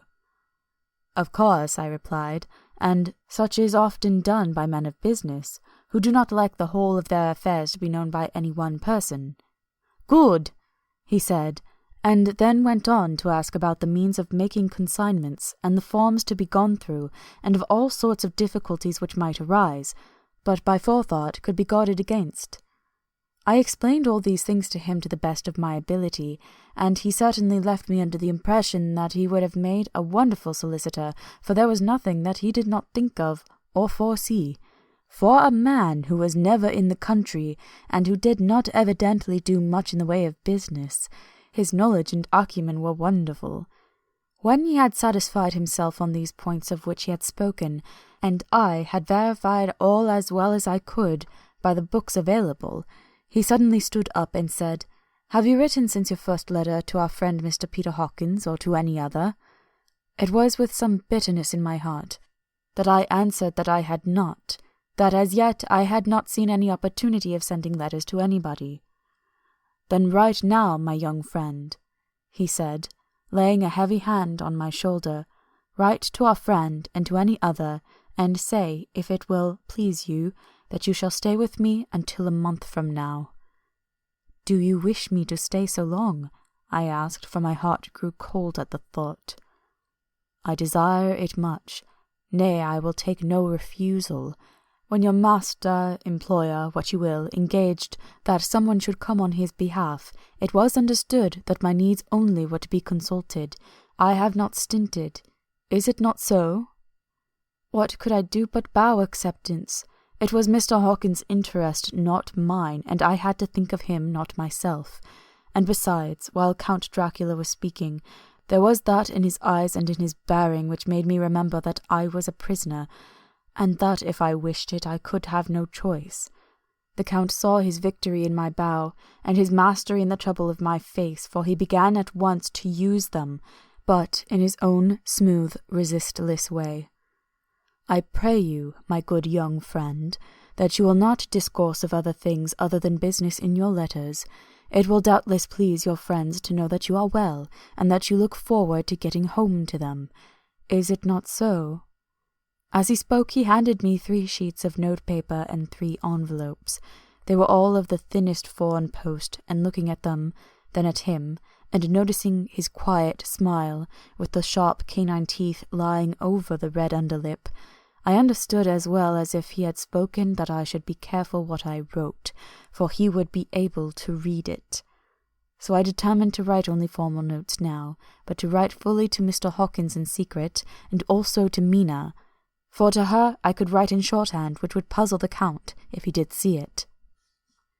When I had written my 2 letters, I sat quiet, reading a book whilst the Count wrote several notes, referring as he wrote them to some books on his table. Then he took up my 2 and placed them with his own, and put by his writing materials, after which, the instant the door had closed behind him, I leaned over and looked at the letters, which were face down on the table. I felt no compunction in doing so, for under the circumstances I felt that I should protect myself in every way that I could. One of the letters was directed to Samuel F. Billington, No. 7, The Crescent, Whitby, another to Herr Lottner, Varna, the third was to Kutzenko, London, and the 4th to Herren Klopstock and Billruth, bankers, Budapest. The 2nd and 4th were unsealed. I was just about to look at them when I saw the door handle move. I sank back in my seat, having just had time to replace the letters as they had been, and to resume my book before the Count, holding still another letter in his hand, entered the room. He took up the letters on the table and stamped them carefully, and turning to me said, "I trust you will forgive me, but I have much work to do in private this evening. You will, I hope, find all things as you wish." At the door he turned, and after a moment's pause said, "Let me advise you, my dear young friend, nay, let me warn you with all seriousness that should you leave these rooms, you will not by any chance go to sleep in any other part of the castle. It is old, and has many memories, and there are bad dreams for those who sleep unwisely. Be warned. Should sleep now or ever overcome you, or be like to do, then haste to your own chamber or to these rooms, for your rest will then be safe. But if you be not careful in this respect, then—" He finished his speech in a gruesome way, for he motioned with his hands as if he were washing them. I quite understood. My only doubt was as to whether any dream could be more terrible than the unnatural, horrible net of gloom and mystery which seemed closing around me. Later. I endorse the last words written, but this time there is no doubt in question. I shall not fear to sleep in any place where he is not. I have placed the crucifix over the head of my bed. I imagine that my rest is thus freer from dreams, and there it shall remain. When he left me, I went to my room.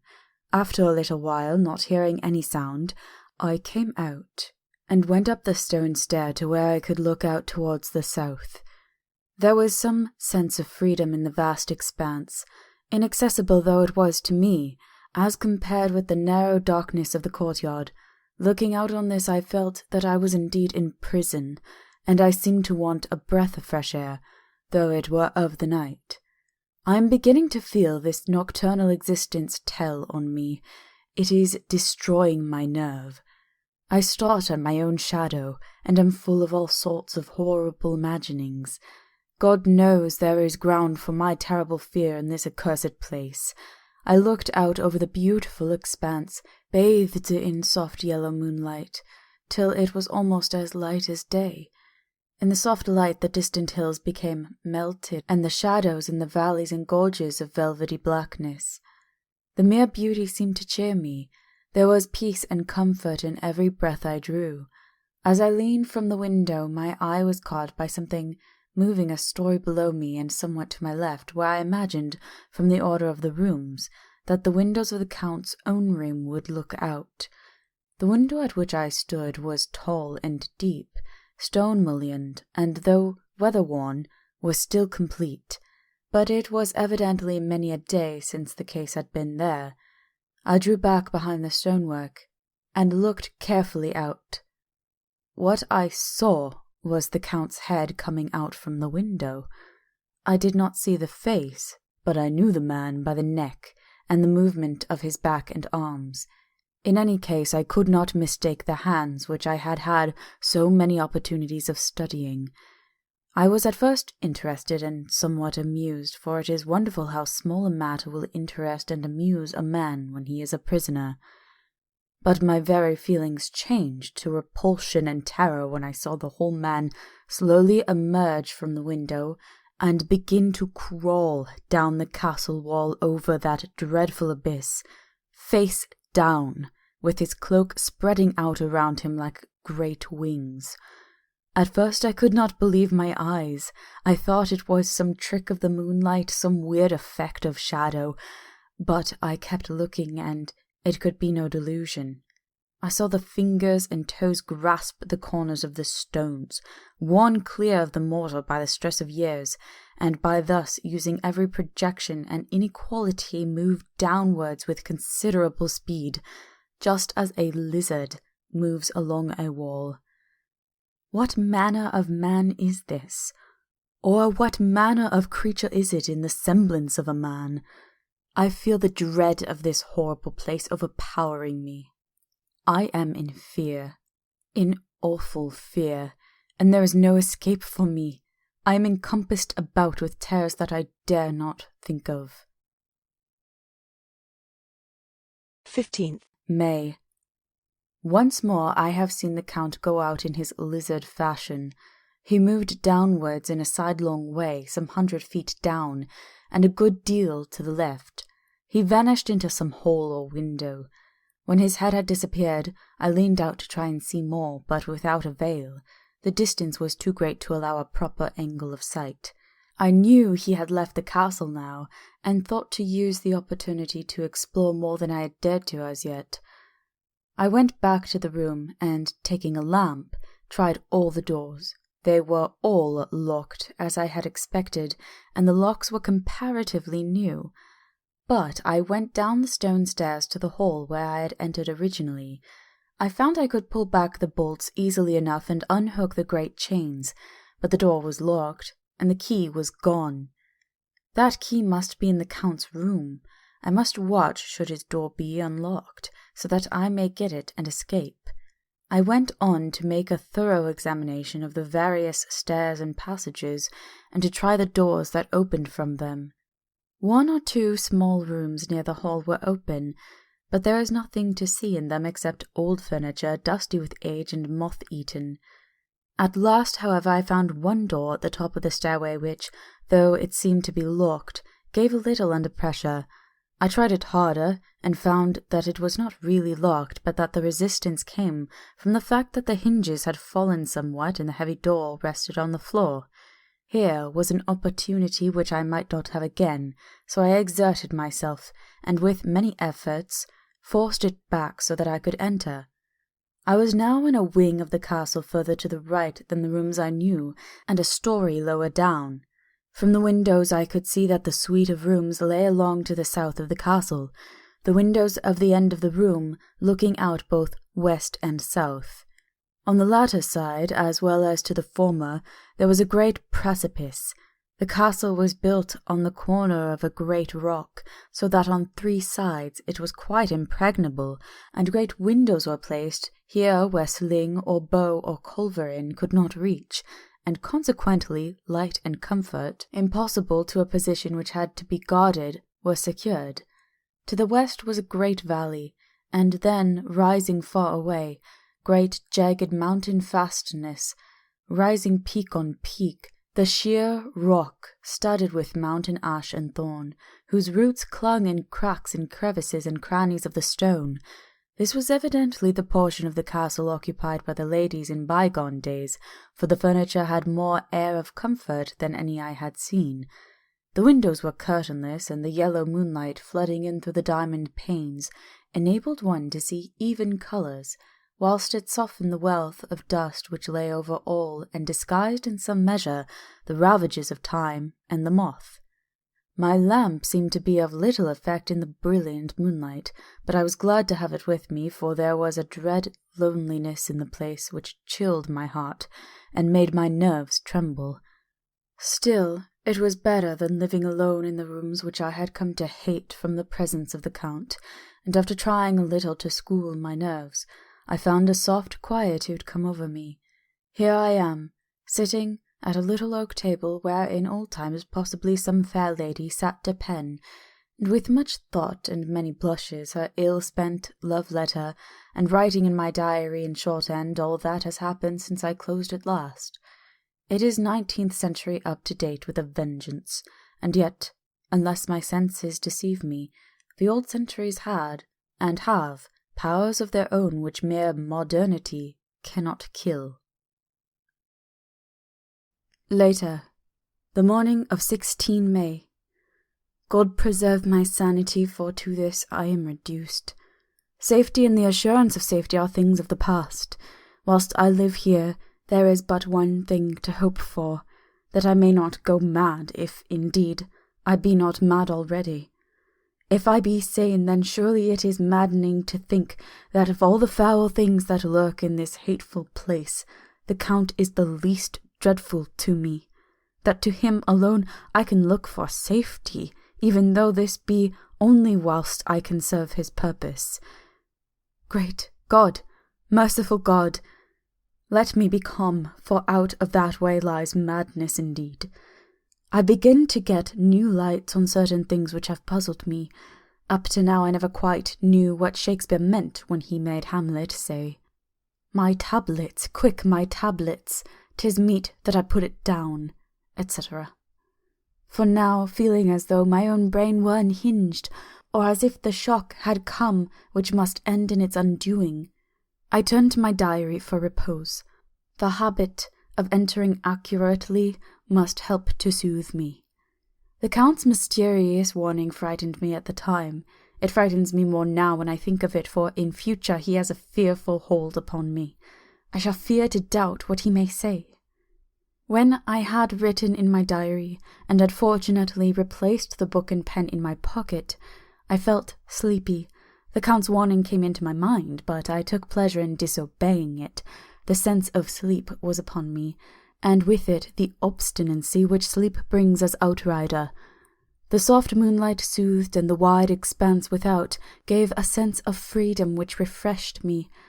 I determined not to return tonight to the gloom-haunted rooms, but to sleep here, where of old ladies had sat and sung and lived sweet lives whilst their gentle breasts were sad for the menfolk away in the midst of remorseless wars. I drew a great couch out of its place near the corner, so that as I lay, I could look at the lovely view to the east and south, and unthinking of and uncaring for the dust, composed myself for sleep. I suppose I must have fallen asleep. I hope so, but I fear, for all that followed was startlingly real, so real that now sitting here in the broad full sunlight of the morning, I cannot in the least believe that it was all sleep. I was not alone. The room was the same, unchanged in any way since I came into it. I could see along the floor, in the brilliant moonlight, my own footsteps marked where I had disturbed the long accumulation of dust. In the moonlight opposite me were 3 young women, ladies by their dress and manner. I thought at the time that I must be dreaming when I saw them, for, though the moonlight was behind them, they threw no shadow on the floor. They came close to me, and looked at me for some time, and then whispered together. 2 were dark, and had high aquiline noses, like the Count, and the great dark piercing eyes that seemed to be almost red when contrasted with the pale yellow moon. The other was fair as can be, with great wavy masses of golden hair and eyes like pale sapphires. I seemed somehow to know her face, and to know it in connection with some dreamy fear, but I could not recollect at the moment how or where. All three had brilliant white teeth that shone like pearls against the ruby of their voluptuous lips. There was something about them that made me uneasy, some longing, and at the same time some deadly fear. I felt in my heart a wicked burning desire that they would kiss me with those red lips. It is not good to note this down lest some day it should meet Mina's eyes and cause her pain, but it is the truth. They whispered together, and then they all three laughed, such a silvery, musical laugh, but as hard as though the sound could never have come through the softness of human lips. It was like the intolerable, tingling sweetness of water glasses when played on by a cunning hand. The fair girl shook her head coquettishly, and the other two urged her on. One said, "Go on, you are first, and we shall follow. Yours is the right to begin." The other added, "He is young and strong. There are kisses for us all." I lay quiet, looking out under my eyelashes in an agony of delightful anticipation. The fair girl advanced and bent over me till I could find the movement of her breath upon me. Sweet it was in one sense, honey-sweet, and sent the same tingling through the nerves as her voice, but with a bitter underlying the sweet, a bitter offensiveness, as one smells in blood. I was afraid to raise my eyelids, but looked out and saw perfectly under the lashes. The girl went on her knees and bent over me, simply gloating. There was a deliberate voluptuousness which was both thrilling and repulsive, and as she arched her neck, she actually licked her lips like an animal, till I could see in the moonlight the moisture shining on the scarlet lips and on the red tongue as it lapped the white, sharp teeth. Lower and lower went her head, as the lips went below the range of my mouth and chin, and seemed about to fasten on my throat. Then she paused, and I could hear the churning sound of her tongue as it licked her teeth and lips, and could feel the hot breath on my neck. Then the skin of my throat began to tingle as one's flesh does when the hand that is to tickle approaches nearer. Nearer. I could feel the soft, shivering touch of the lips on the super-sensitive skin of my throat, and the hard dents of two sharp teeth just touching and pausing there. I closed my eyes in a languorous ecstasy and waited with beating heart. But at that instant, another sensation swept through me as quick as lightning. I was conscious of the presence of the Count, and of his being as if lapped in a storm of fury. As my eyes opened involuntarily, I saw his strong hand grasp the slender neck of the fair woman, and with giant's power draw it back, the blue eyes transformed with fury, the white teeth champing with rage, and the fair cheeks blazing red with passion. But the Count! Never did I imagine such wrath and fury even to the demons of the pit. His eyes were positively blazing. The red light in them was lurid, as if the flame of hellfire blazed behind them. His face was deathly pale, and the lines of it were hard, like drawn wires. The thick eyebrows which met over the nose now seemed like a heaving bar of white-hot metal. With a fierce sweep of his arm, he hurled the woman from him, and then motioned to the others as though he were beating them back. It was the same imperious gesture that I had seen used to the wolves, in a voice which, though low and almost in a whisper, seemed to cut through the air and then ring round the room as he said, "How dare you touch him, any of you? How dare you cast your eyes on him when I had forbidden it? Back, I tell you all, this man belongs to me. Beware how you meddle with him, or you'll have to deal with me." The fair girl, with a laugh of ribald coquetry, turned to answer him. "You yourself never loved. You never love." On this the other woman joined, and such a mirthless, hard, soulless laughter rang through the room that it almost made me faint to hear. It seemed like the pleasure of fiends. Then the Count turned, after looking at my face attentively, and said in a soft whisper, "Yes, I too can love. You yourselves can tell it from the past, is it not so? Well, now I promise you that when I am done with him, you shall kiss him at your will. Now go! Go! I must awaken him, for there is work to be done." "Are we to have nothing tonight?" said one of them, with a low laugh, as she pointed to the bag which he had thrown upon the floor, and which moved as though there was some living thing within it. For answer, he nodded his head. One of the women jumped forward and opened it.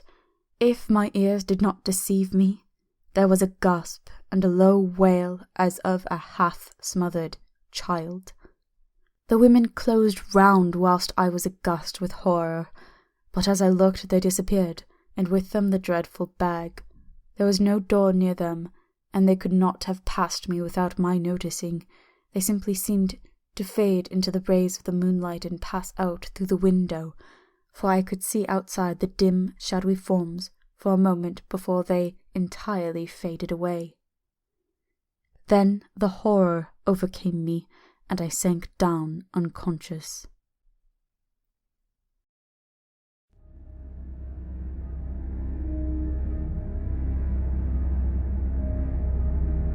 Chapter 4.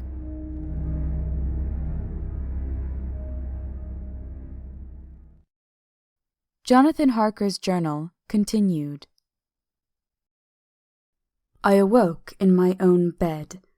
If it be that I had not dreamt, the Count must have carried me here.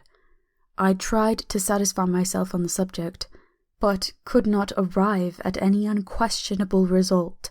To be sure, there were certain small evidences, such as that my clothes were folded and laid by in a manner which was not my habit.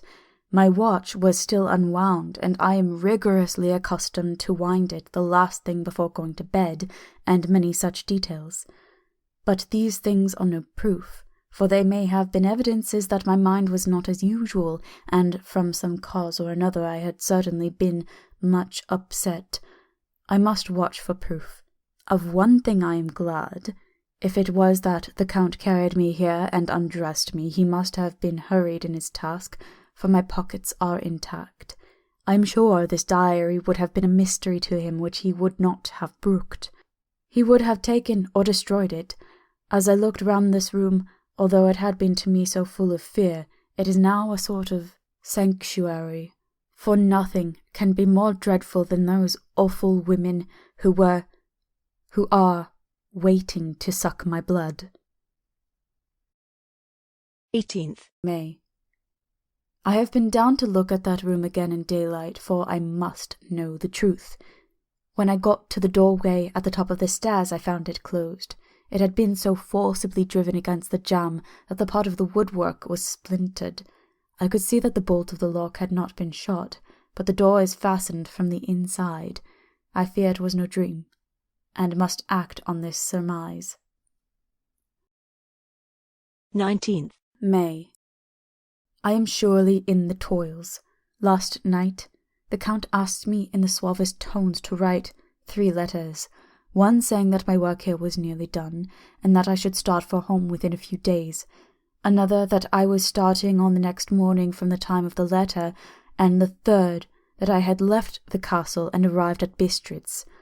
I would fain have rebelled, but felt that in the present state of things it would be madness to quarrel openly with the Count whilst I am so absolutely in his power, and to refuse would be to excite his suspicion and to arouse his anger.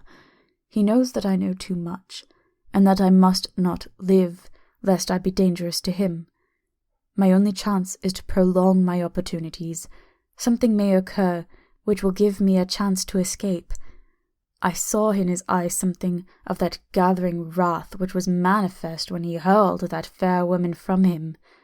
He explained to me that posts were few and uncertain, and that my writing now would ensure ease of mind to my friends, and he assured me with so much impressiveness that he would countermand the later letters, which would be held over at Bistritz until due time, in case chance would admit of my prolonging my stay, that to oppose him would have been to create a new suspicion. I therefore pretended to fall in with his views, and asked him what dates I should put on the letters. He calculated a minute, and then said, The first should be June 12th, the second June 19th, and the third June 29th. I now know the span of my life. God help me. 28th May. There is a chance of escape, or at any rate, of being able to send word home. A band of Zani have come to the castle and are encamped in the courtyard. These Zani are gypsies. I have notes of them in my book. They are peculiar to this part of the world, though, allied to the ordinary gypsies all the world over.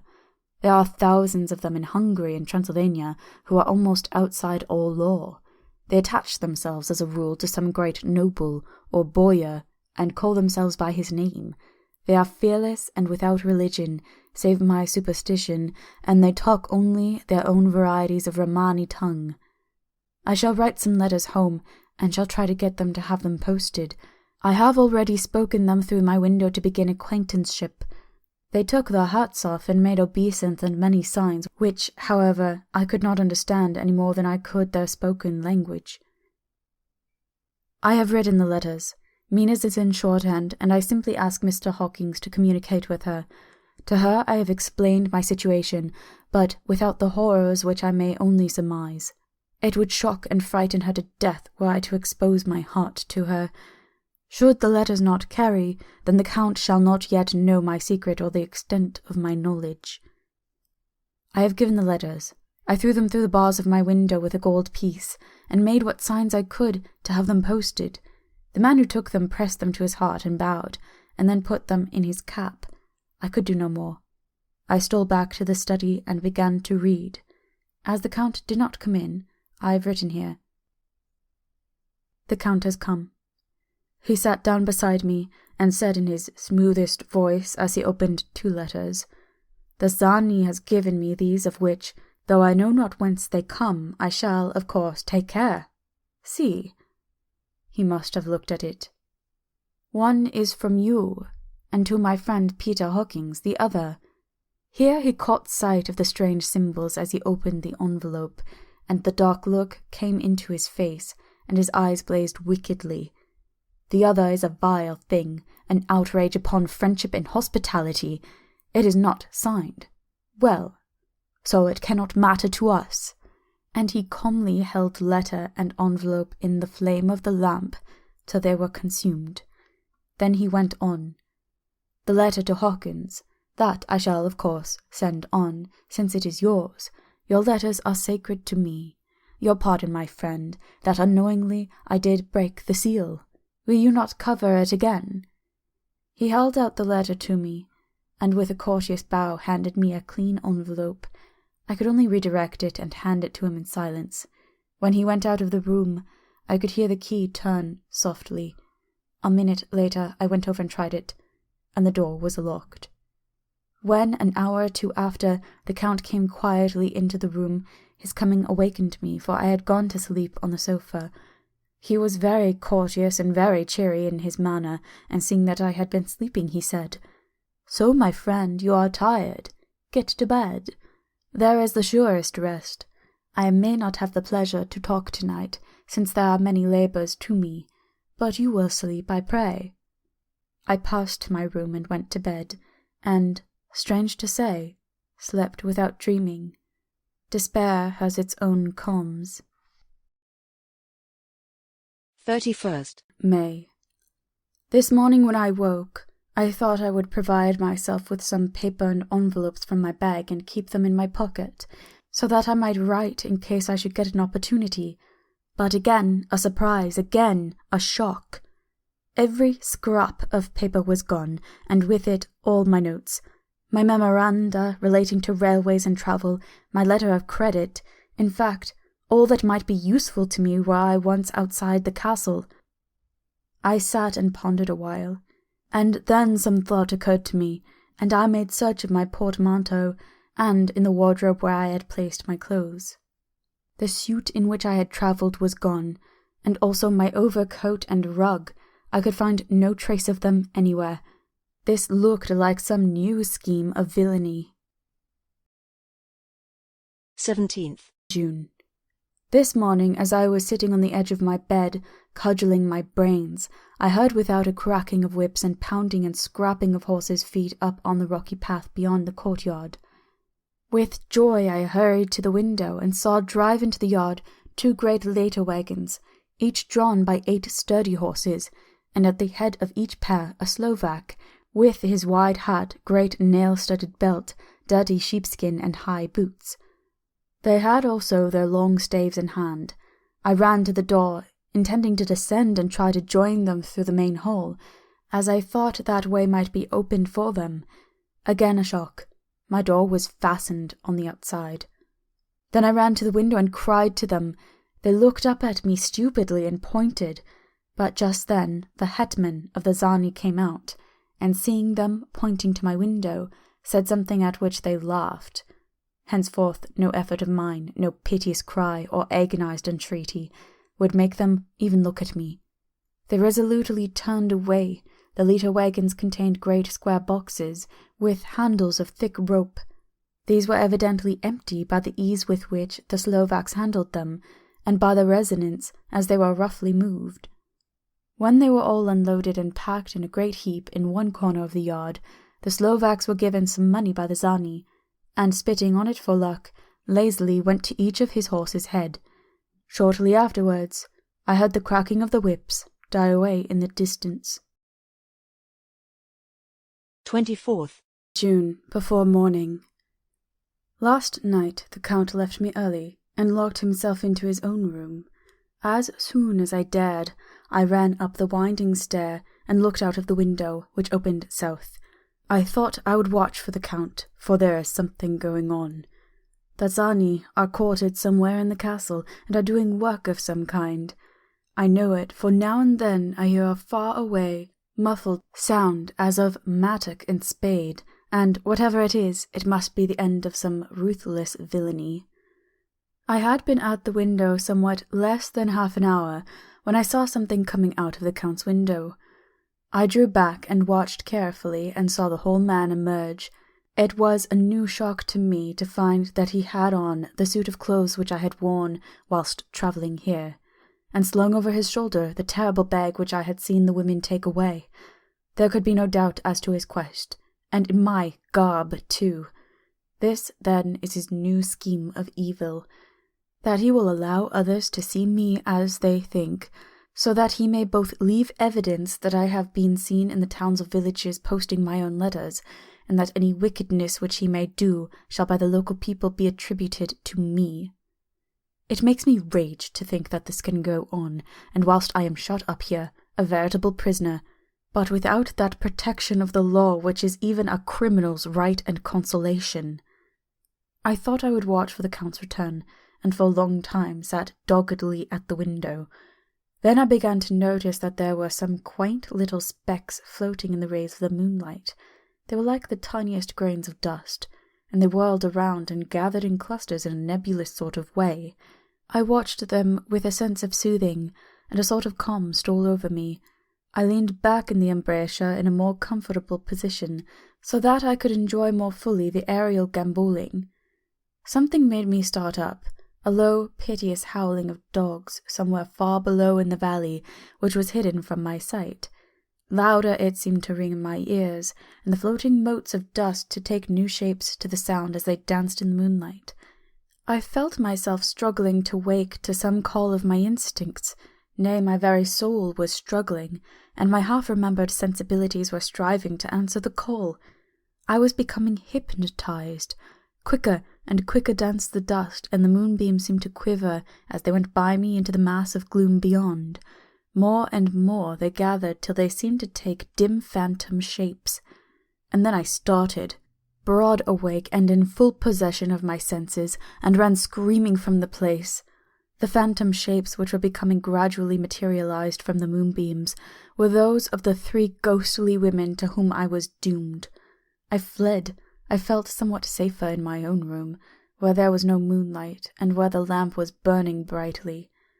When a couple of hours had passed, I heard something stirring in the Count's room, something like a sharp wail quickly suppressed, and then there was silence, deep, awful silence, which chilled me.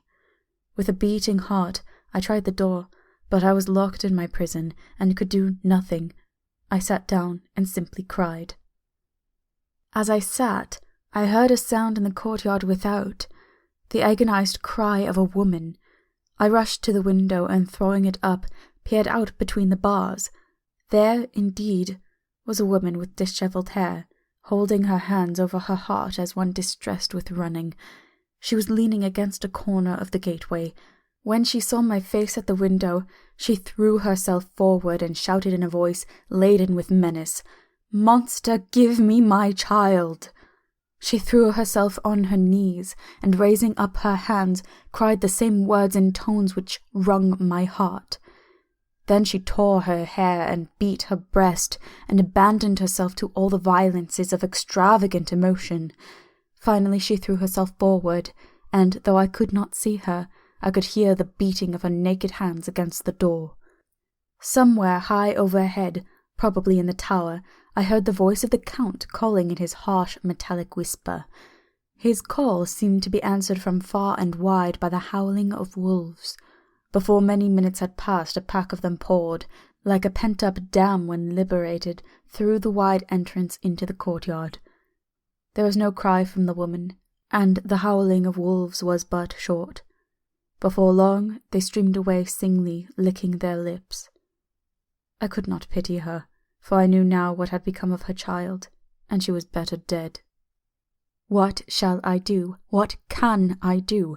How can I escape from this dreadful thing of night and gloom and fear? 25th June morning. No man knows till he has suffered from the night how sweet and how dear to his heart and eye the morning can be. When the sun grew so high this morning that it struck the top of the great gateway opposite my window, the high spot which it touched seemed to me as if the dove from the ark had lighted there. My fear fell from me as if it had been a vaporous garment which dissolved in the warmth. I must take action of some sort whilst the courage of the day is upon me. Last night one of my post-dated letters went to post, the first of that fatal series which is to blot out the very traces of my existence from the earth. Let me not think of it. Action. It has always been at night time that I have been molested or threatened, or in some way in danger or in fear. I have not yet seen the Count in daylight. Can it be that he sleeps when others wake? That he may be awake whilst they sleep? If I could only get into his room! But there is no possible way, the door is always locked. No way for me. Yes, there is a way if one dares to take it. Where his body has gone, why may not another body go? I have seen him myself crawl from his window. Why should not I imitate him, and go in by his window? The chances are desperate, but my need is more desperate still. I shall risk it. At the worst it can only be death, and a man's death is not a calf's, and the dreaded hereafter may still be open to me. God help me in my task. Goodbye, Mina, if I fail. Goodbye, my faithful friend and second father. Goodbye, all, and last of all, Mina. Same day, later. I have made the effort, and God helping me, have come safely back to this room. I must put down every detail in order. I went whilst my courage was fresh straight to the window on the south side, and at once got outside on the narrow ledge of stone which runs around the building on this side. The stones are big and roughly cut, and the mortar has by process of time been washed away between them. I took off my boots and ventured out on the desperate way. I looked down once, so as to make sure that a sudden glimpse of the awful depth would not overcome me, but after that kept my eyes away from it. I knew pretty well the direction and distance of the Count's window, and made for it as well as I could, having regard to the opportunities available. I did not feel dizzy. I suppose I was too excited, and the time seemed ridiculously short till I found myself standing on the window-sill and trying to raise up the sash. I was filled with agitation, however, when I bent down and slid feet foremost in through the window. Then I looked around for the Count, but, with surprise and gladness, made a discovery. The room was empty. It was barely furnished with odd things, which seemed to have never been used. The furniture was something the same style as that in the south rooms, and was covered with dust. I looked for the key, but it was not in the lock, and I could not find it anywhere. The only thing I found was a great heap of gold in one corner. Gold of all kinds, Roman and British and Austrian and Hungarian and Greek and Turkish money, covered with a film of dust, as though it had lain long in the ground. None of it that I noticed was less than 300 years old. There were also chains and ornaments, some jewelled, but all of them old and stained. At one corner of the room was a heavy door. I tried it, for since I could not find the key of the room or the key of the outer door, which was the main object of my search, I must make further examination, or all my efforts would be in vain. It was open, and led through a stone passage to a circular stairway, which went steeply down. I descended, minding carefully where I went, for the stairs were dark, being only lit by loopholes in the heavy masonry. At the bottom there was a dark tunnel-like passage, through which came a deathly, sickly odour, the odour of old earth newly turned. As I went through the passage, the smell grew closer and heavier. At last I pulled open a heavy door, which stood ajar, and found myself in an old, ruined chapel, which had evidently been used as a graveyard. The roof was broken, and in 2 places were steps leading to vaults, but the ground had recently been dug over, and the earth placed in great wooden boxes, manifestly those which had been brought by the Slovaks. There was nobody about, and I made search for any further outlet, but there was none. Then I went over every inch of the ground, so as not to lose a chance. I went down even into the vaults, where the dim light struggled, although to do so was a dread to my very soul. Into 2 of these I went, but saw nothing except fragments of old coffins and piles of dust. In the 3rd, however, I made a discovery.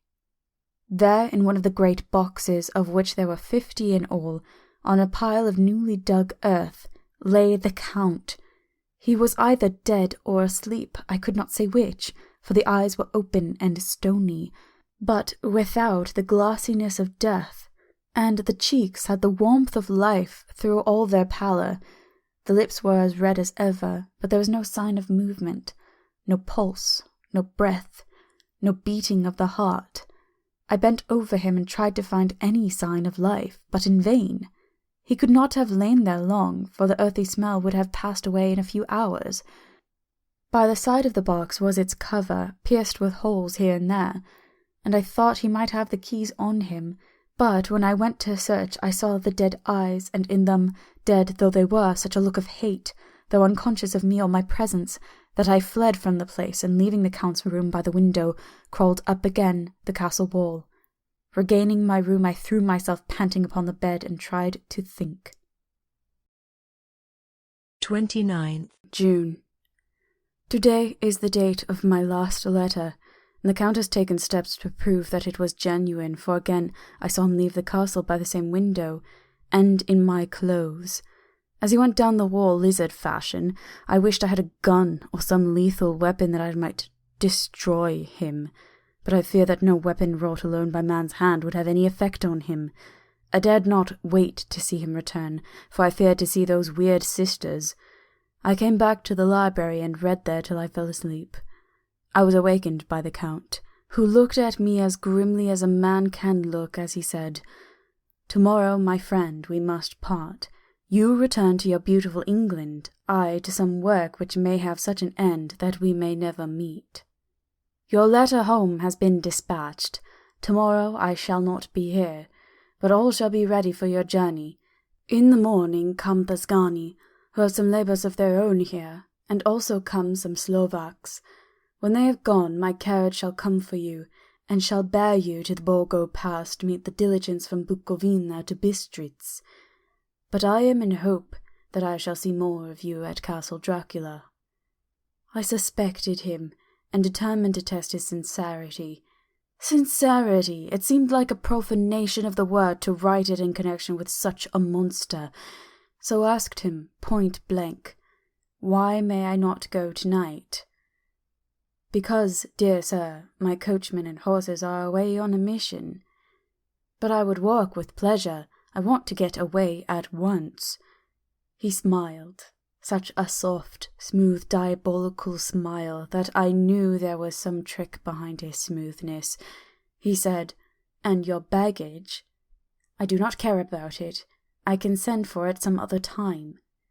The Count stood up and said, with a sweet courtesy which made me rub my eyes, it seemed so real, "You English have a saying which is close to my heart, for its spirit is that which rules our boyars. Welcome the coming, speed the parting guest. Come with me, my dear young friend. Not an hour shall you wait in my house against your will, though sad am I at your going, and that you so suddenly desire it. Come." With a stately gravity he, with the lamp, preceded me down the stairs and along the hall. Suddenly he stopped. "Hark!" Close at hand came the howling of many wolves. It was almost as if the sound sprang up at the rising of his hand, just as the music of a great orchestra seems to leap under the baton of the conductor. After a pause of a moment, he proceeded in his stately way to the door, drew back the ponderous bolts, unhooked the heavy chains, and began to draw it open.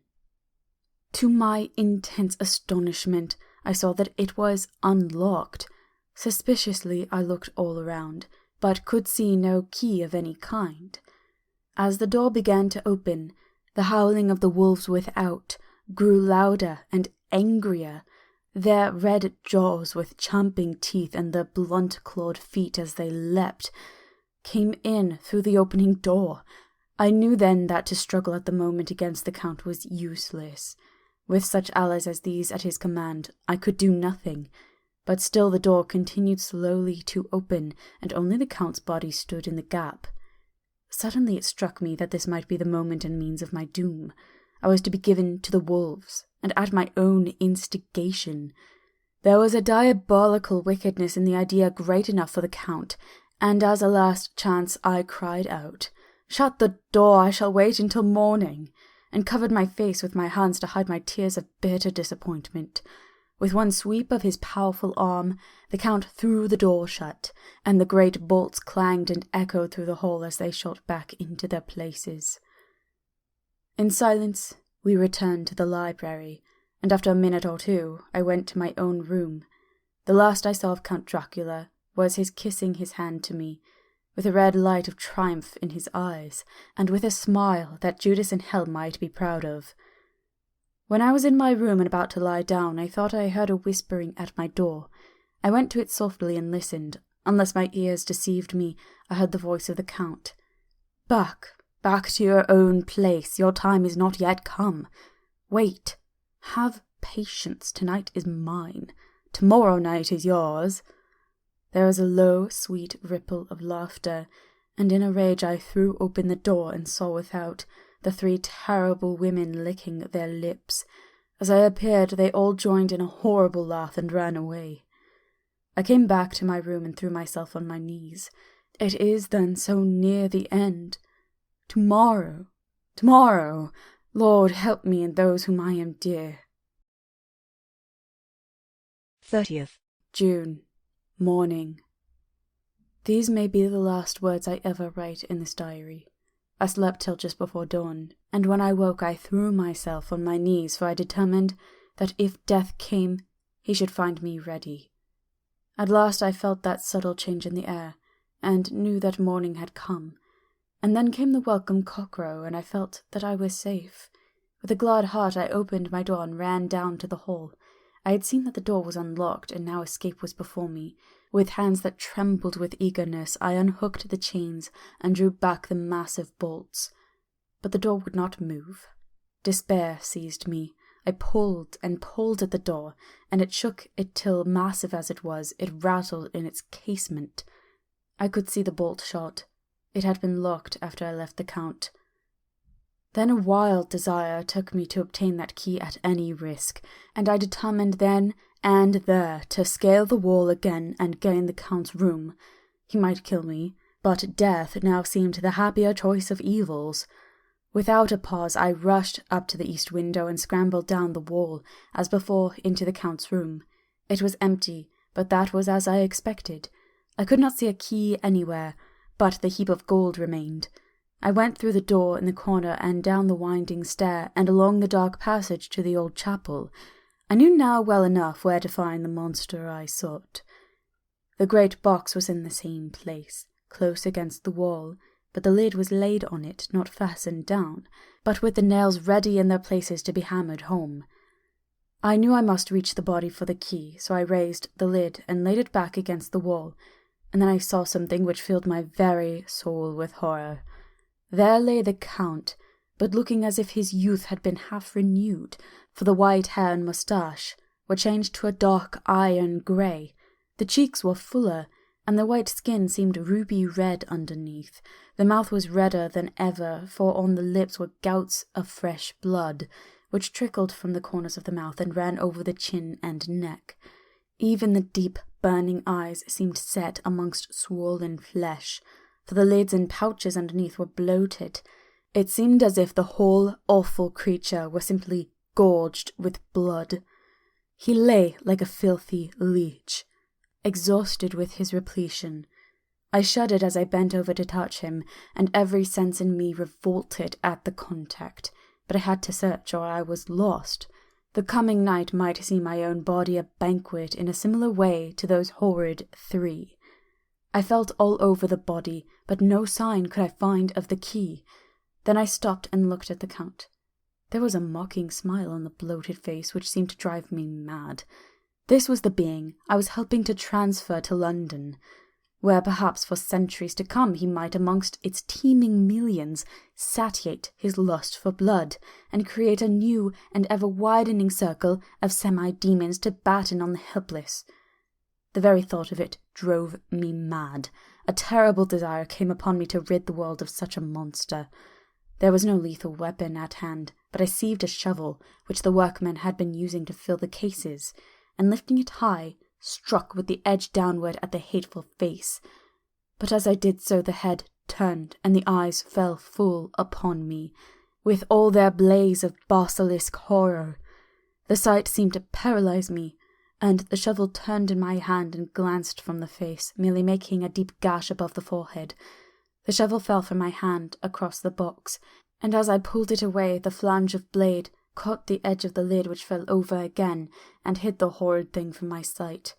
The last glimpse I had was of the bloated face, blood-stained and fixed with a grin of malice which would have held its own in the nethermost hell. I thought and thought what should be my next move, but my brain seemed on fire, and I waited with a despairing feeling growing over me.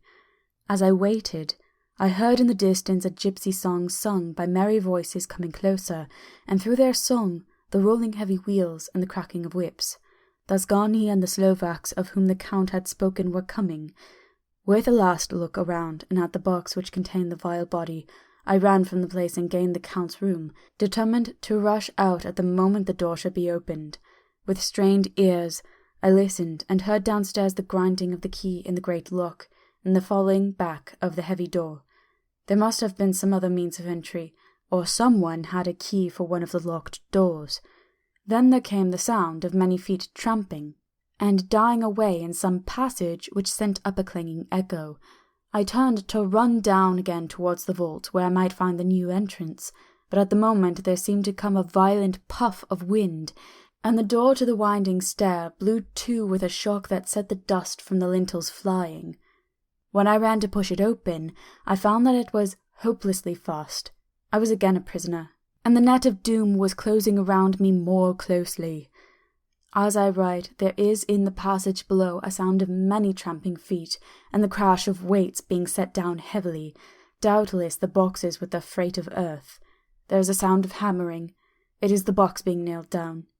Now I can hear the heavy feet tramping again along the hall, with many other idle feet coming behind them. The door is shut, and the chains rattle. There is a grinding of the key in the lock. I can hear the key withdraw, then another door opens and shuts. I hear the creaking of lock and bolt. Hark! In the courtyard, and down the rocky way, the roll of heavy wheels, the crack of whips, and the course of the Zgani as they pass into the distance. I am alone in the castle with those awful women. For Mina is a woman, and there is naught in common. They are devils of the pit. I shall not remain alone with them. I shall try to scale the castle wall farther than I have yet attempted. I shall take some of the gold with me, lest I want it later. I may find a way from this dreadful place. And then away for home. Away to the quickest and nearest train, away from this cursed spot, from this cursed land, where the devil and his children still walk with earthly feet. At least God's mercy is better than that of these monsters, and the precipice is steep and high. At its foot a man may sleep, as a man. Goodbye all, Mina.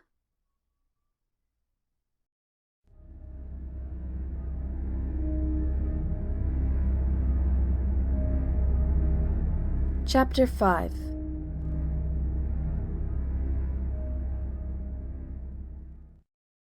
Letter from Miss Mina Murray to Miss Lucy Westenra. 9th May. My dearest Lucy, forgive my long delay in writing, but I have been simply overwhelmed with work. The life of an assistant schoolmistress is sometimes trying. I am longing to be with you, and by the sea, where we can talk together freely and build our castles in the air. I have been working very hard lately, because I want to keep up with Jonathan's studies, and I have been practicing shorthand very assiduously. When we are married, I shall be able to be useful to Jonathan, and if I can stenograph well enough, I can take down what he wants to say in this way, and write it out for him on the typewriter, at which also I am practicing very hard. He and I sometimes write letter in shorthand, and he is keeping a stenographic journal of his travels abroad. When I am with you, I shall keep a diary in the same way. I don't mean one of those 2 pages to the week with Sunday squeezed in a corner diaries, but a sort of journal which I can write in whenever I feel inclined. I do not suppose there will be much of interest to other people, but it is not intended for them. I may show it to Jonathan some day if there is in it anything worth sharing, but it is really an exercise book. I shall try to do what I see lady journalists do, interviewing and writing descriptions and trying to remember conversations. I am told that, with a little practice, one can remember all that goes on, or that one hears said during a day. However, we shall see. I will tell you of my little plans when we meet. I have just had a few hurried lines from Jonathan from Transylvania. He is well, and will be returning in about a week. I am longing to hear all his news. It must be so nice to see strange countries. I wonder if Jonathan and I, shall ever see them together. There is the 10 o'clock bell ringing. Goodbye. Your loving Mina. Tell me all the news when you write. You have not told me anything for a long time. I hear rumours, and especially of a tall, handsome, curly-haired man. Letter. Lucy Westenra to Mina Murray. 17 Chatham Street, Wednesday. My dearest Mina, I must say, you tax me very unfairly with being a bad correspondent. I wrote to you twice since we parted, and your last letter was only your second.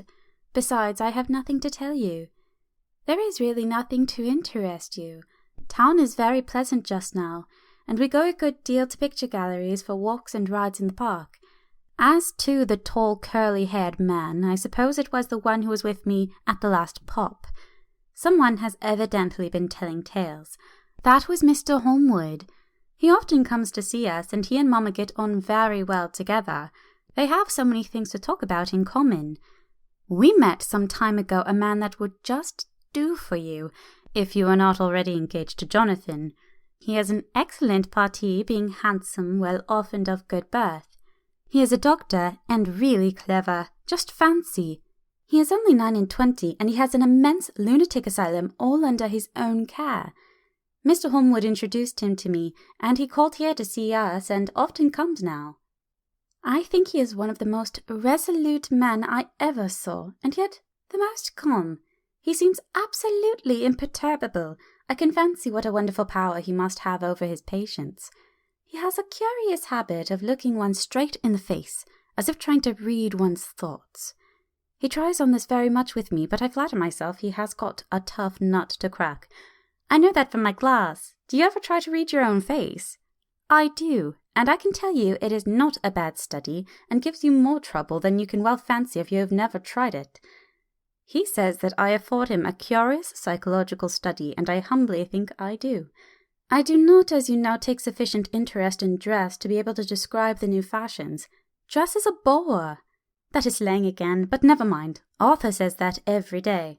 There, it is all out. Mina, we have told all our secrets to each other since we were children, and we have slept together and eaten together and laughed and cried together, and now, though I have spoken, I would like to speak more. Oh, Mina, couldn't you guess? I love him. I'm blushing as I write, for although I think he loves me, he has not told me so in words. But, oh, Mina, I love him. I love him. I love him. There, that does me good. I wish I were here with you, dear, sitting by the fire undressing as we used to sit, and I would try to tell you what I feel. I do not know how I am writing this even to you. I'm afraid to stop or I should tear up the letter, and I don't want to stop, for I do so want to tell you all. Let me hear from you at once, and tell me all you think about it. Mina, I must stop. Good night. Bless me in your prayers, and, Mina, pray for my happiness. Lucy. P.S. I need not tell you this is a secret. Good night again.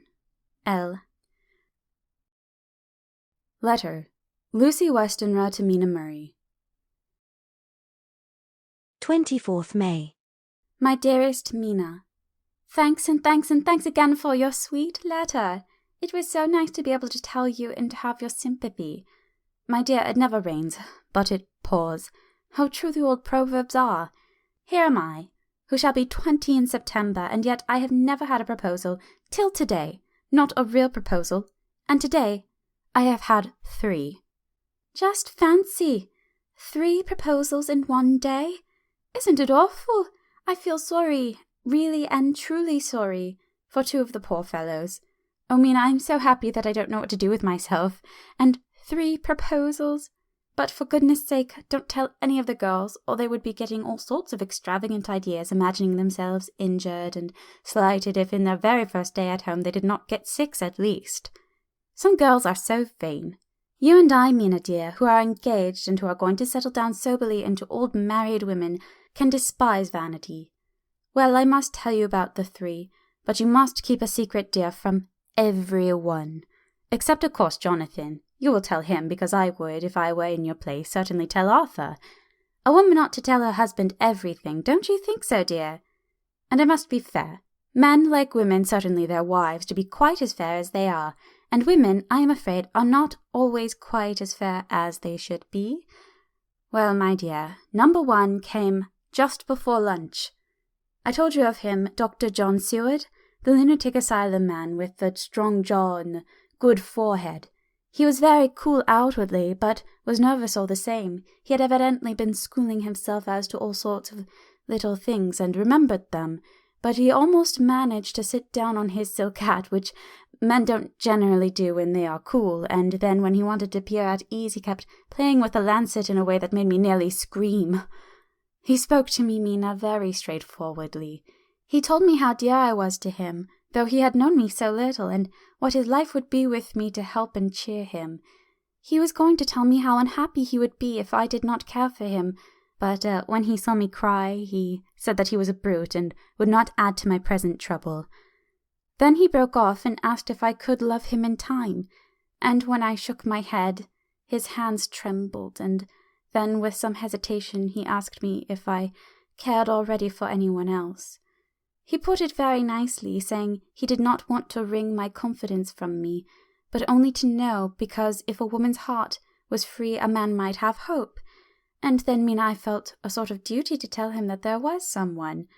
I only told him that much, and then he stood up, and he looked very strong and very grave as he took both my hands in his, and said he hoped I would be happy, and that if I ever wanted a friend, I must count him one of my best.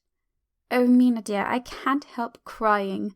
You must excuse this letter being all blotted. Being proposed to is all very nice, and all that sort of thing, but it isn't at all a happy thing when you have to see a poor fellow whom you know loves you honestly going away and looking all broken-hearted, and to know that, no matter what he might say at the moment, you are passing quite out of his life. My dear, I must stop here at present. I feel so miserable, though I am so happy. Evening. Arthur has just gone, and I feel better in spirits than when I left off. so I can go on telling you about the day. Well, my dear, number 2 came after lunch. He is such a nice fellow, an American from Texas, and he looks so young and so fresh that it seems almost impossible that he has been to so many places and has had such adventures. I sympathize with poor Desdemona when she had such a dangerous dream poured in her ear, even by a black man. I suppose that we women are such cowards that we think a man will save us from fears, and we marry him. I know now what I would do if I were a man and wanted a girl to love me. No, I don't, for there was Mr. Morris telling us his stories, and Arthur never told any, and yet— My dear, I am somewhat previous. Mr. Quincy P. Morris found me alone. It seemed that a man always does find a girl alone. No, he doesn't, for Arthur tried twice to make a chance, and I helping him all I could. I am not ashamed to say it now. I must tell you beforehand that Mr. Morris doesn't always speak slang, that is to say, he never does so to strangers or before them, for he is really well educated and has exquisite manners, but he found that it amused me to hear him talk American slang, and whenever I was present and there was no one to be shocked, he said such funny things. I am afraid, my dear, he has to invent it all, for it fits exactly into whatever else he has to say. But this is a way slang has. I do not know myself if I shall ever speak slang. I do not know if Arthur likes it, as I have never heard him use any as yet. Well, Mr. Morris sat down beside me and looked as happy and jolly as he could, but I could see all the same that he was very nervous. He took my hand in his and said ever so sweetly, "Miss Lucy, I know I ain't good enough to regulate the fixings of your little shoes, but I guess if you wait till you find a man that is, you will go join them 7 young women with the lamps when you quit. Won't you just hitch up alongside me and let us go down the long road together, driving in double harness?" Well, he did look so good-humoured and so jolly that it didn't seem half as hard to refuse him as it did poor Dr. Seward. So I said as lightly as I could that I did not know anything of hitching and that I wasn't broken to harness at all yet. He said that he had spoken in a light manner, and he hoped that if he had made a mistake in doing so, on so grave, so momentous an occasion for him, I would forgive him. He really did look serious when he was saying it, and I couldn't help feeling a bit serious too. I know, Mina, you will think me a horrid flirt, though I couldn't help feeling a sort of exultation that he was number 2 in one day. And then, my dear, before I could say a word, he began pouring out a perfect torrent of love-making, laying his very heart and soul at my feet. He looked so earnest over it that I shall never again think that a man must be playful always and never earnest, because he is merry at times. I suppose he saw something in my face which checked him, for he suddenly stopped and said with a sort of manly fervour that I could have loved him for if I had been free, "Lucy, you are an honest-hearted girl, I know. I should not be here speaking to you as I am now if I did not believe you clean grit right through to the very depths of your soul. Tell me, like one good fellow to another, is there anyone else that you care for?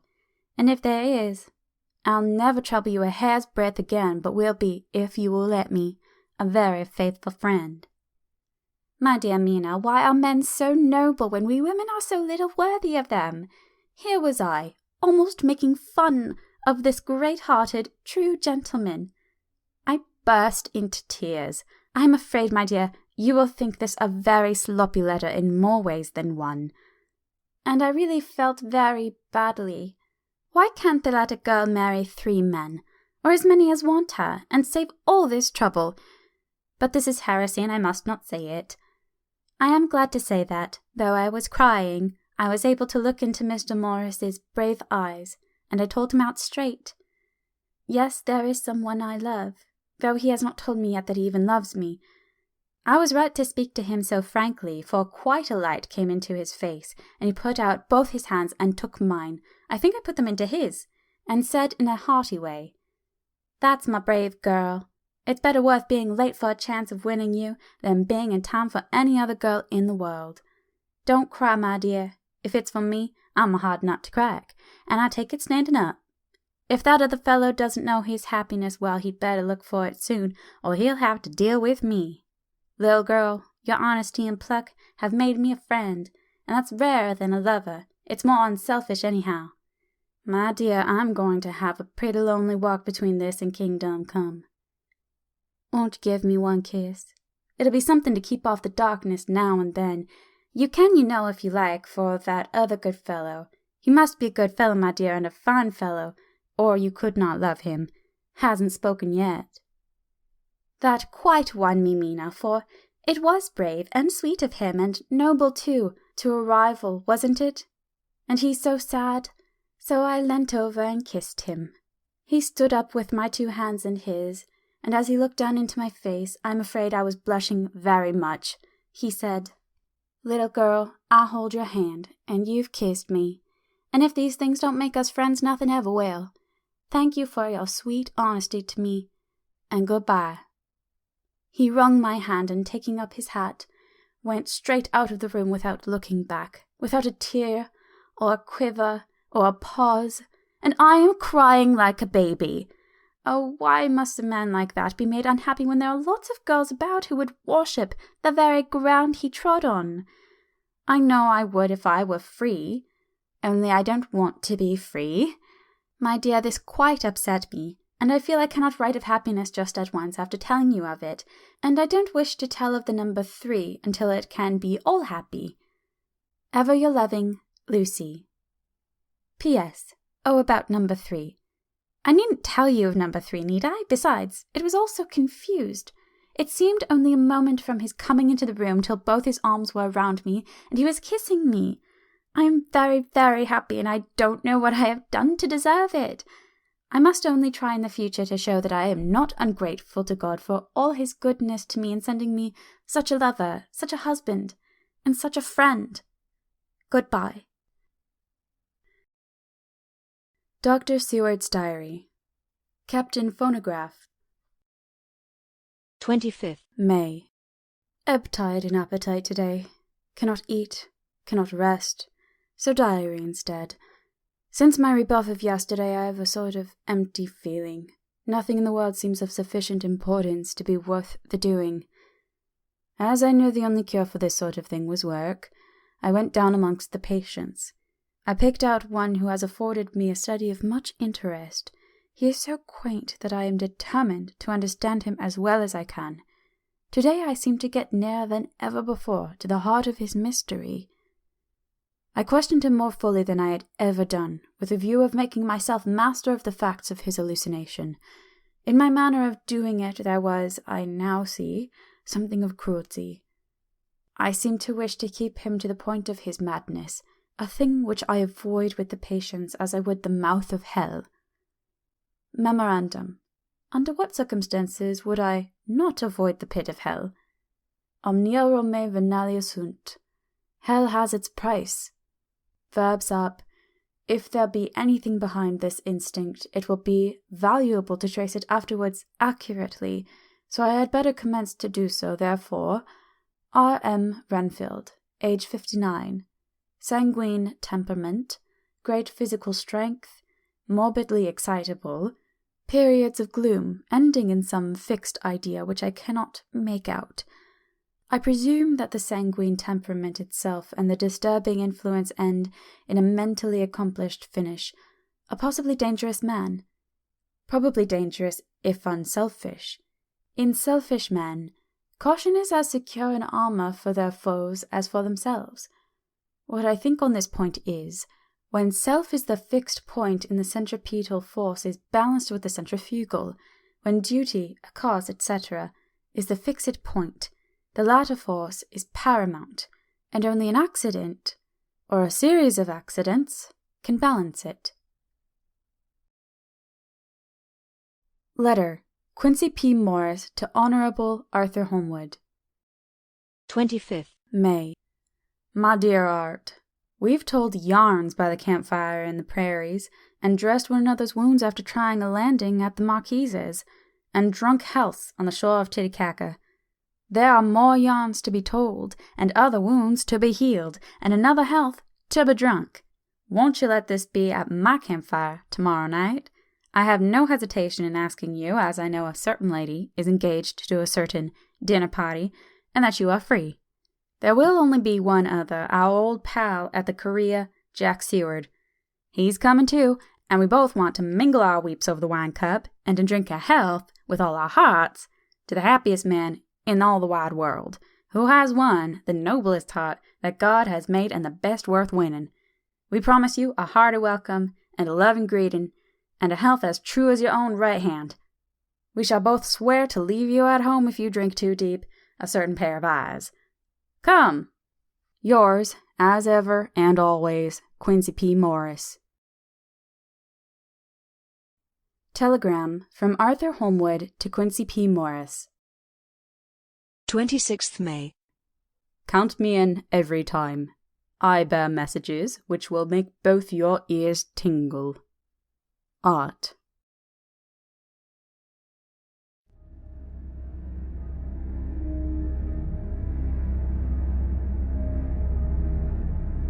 Chapter 6.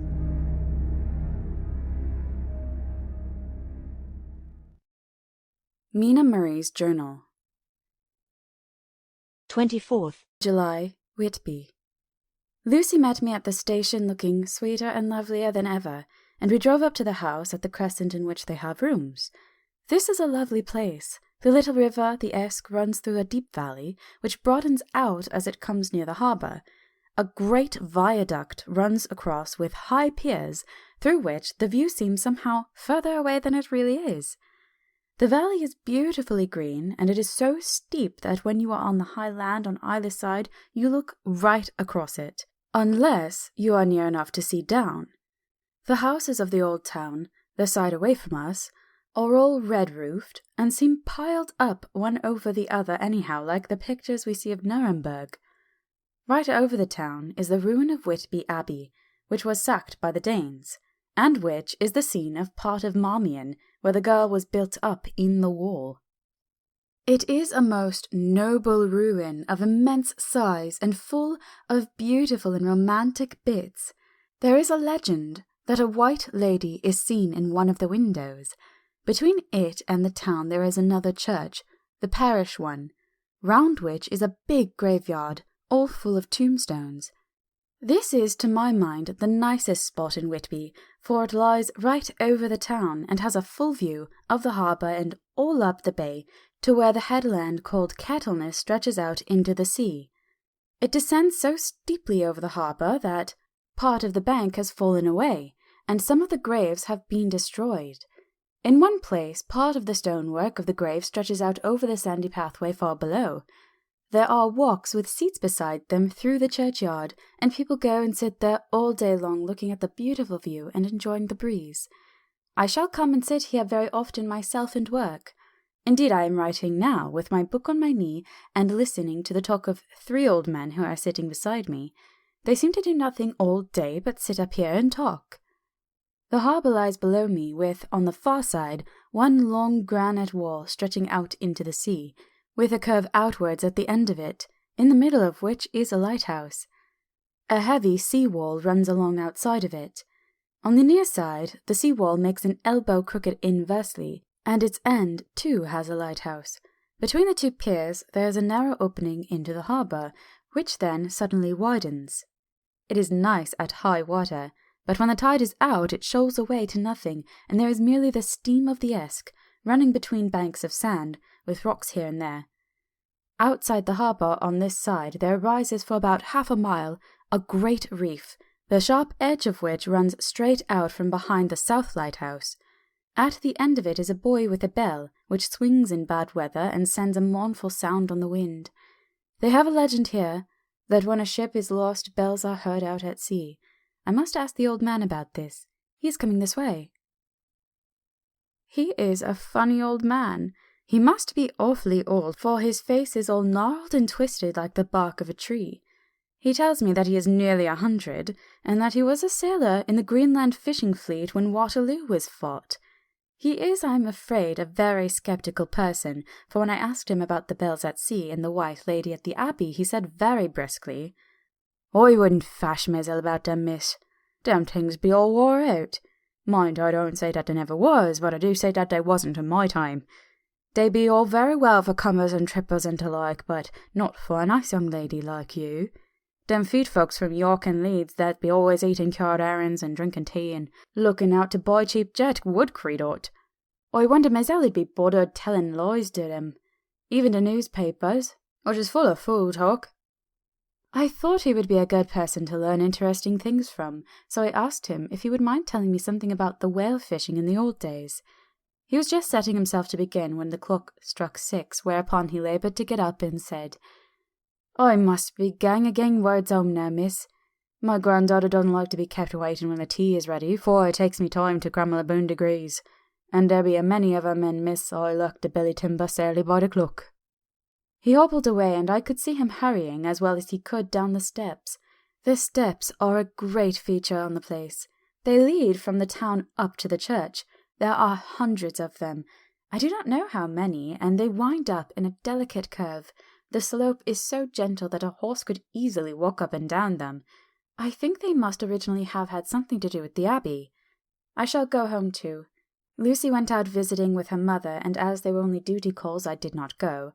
They will be home by this. 1st August. I came up here an hour ago with Lucy, and we had a most interesting talk with my old friend and the 2 others who always come and join him. He is evidently the Sir Oracle of them, and I should think must have been in his time a most dictatorial person. He will not admit anything, and downfaces everybody. If he can't out-argue them, he bullies them and then takes their silence for agreement with his views. Lucy was looking sweetly pretty in her white lawn frock. She has got a beautiful colour since she has been here. I noticed that the old man did not lose any time coming up and sitting near her when we sat down. She is so sweet with old people. I think they all fall in love with her on the spot. Even my old man succumbed and did not contradict her, but gave me double share instead. I got him on the subject of the legends, and he went off at once into a sort of sermon. I must try to remember it and put it down. It be all fool talk, lock, stock and barrel. That's what it be, and naught else.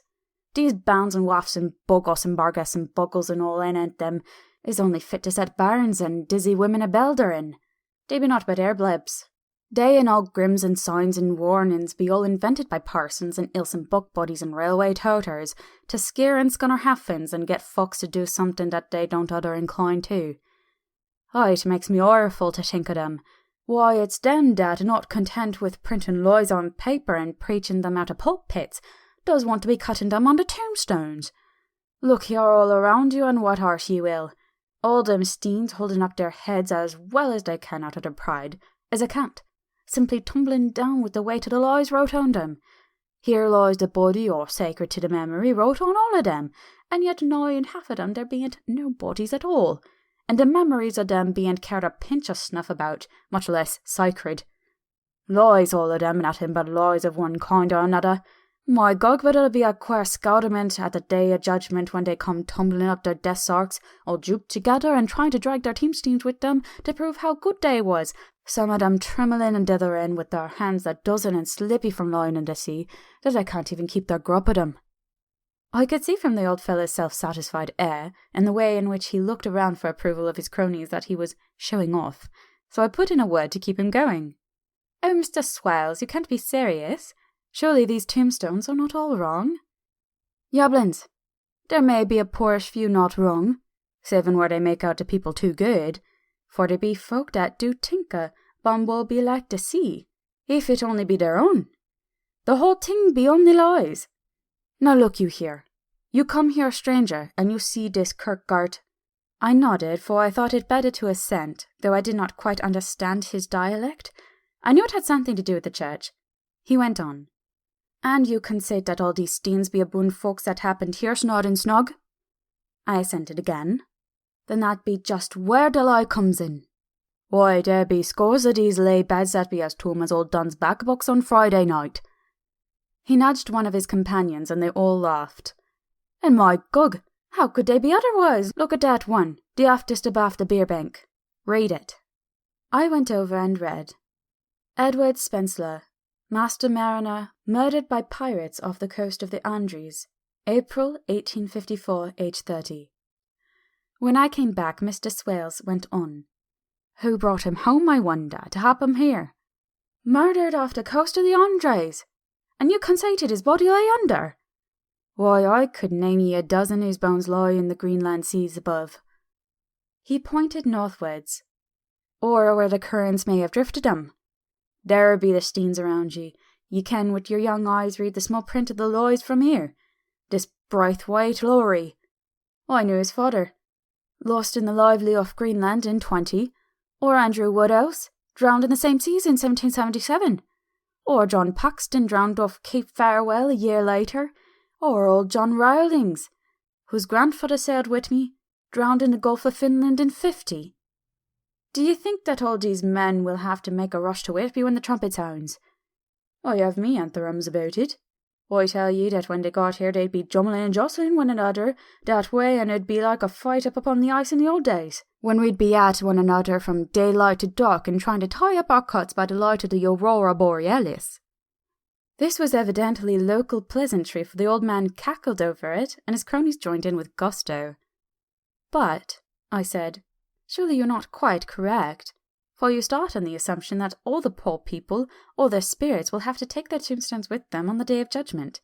Do you think that will be really necessary?" "Well, what else be they tombstones for? Answer me that, miss." "To please their relatives, I suppose." "To please their relatives, you suppose?" This he said with intense scorn. "How will it pleasure their relatives to know that lies is wrote over them, and that everybody in the place knows that they be lies?" He pointed to a stone at our feet, which had been laid down as a slab, on which the seat was rested, close to the edge of the cliff. "Read the lies on that troughstein," he said. The letters were upside down to me from where I sat, but Lucy was more opposite to them, so she leant over and read. "Sacred to the memory of George Cannon, who died in the hope of a glorious resurrection on July 29th, 1873, falling from the rocks at Kettleness. This tomb was erected by his sorrowing mother to her dearly beloved son. He was the only son of his mother, and she was a widow." "Really, Mr. Swales, I don't see anything very funny in that." She spoke her comment very gravely and somewhat severely. "You don't see aught funny? Ha! Ha! But that's because you don't gum the sorrowing mother was a hellcat that hated him because he was a crocked. A regular lamata he was, and he hated her so that he committed suicide in order that she mightn't get an insurance she put on his life. He blew nigh the top of his head off with an old musket they had for scaring the crows with. Torn for the crow's den, for it brought the clegs and the ducks to him. That's the way he fell off the rocks. And as to the hopes of a glorious resurrection, I've often heard him say myself that he hoped he'd go to hell, for his mother was so pious that she'd be sure to go to heaven, and he did not want to addle where she was.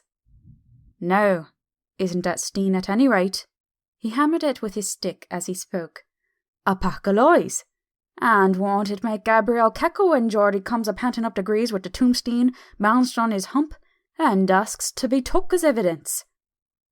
I did not know what to say, but Lucy turned the conversation as she said, rising up, "Oh, why did you tell us of this? It is my favourite seat, and I cannot leave it.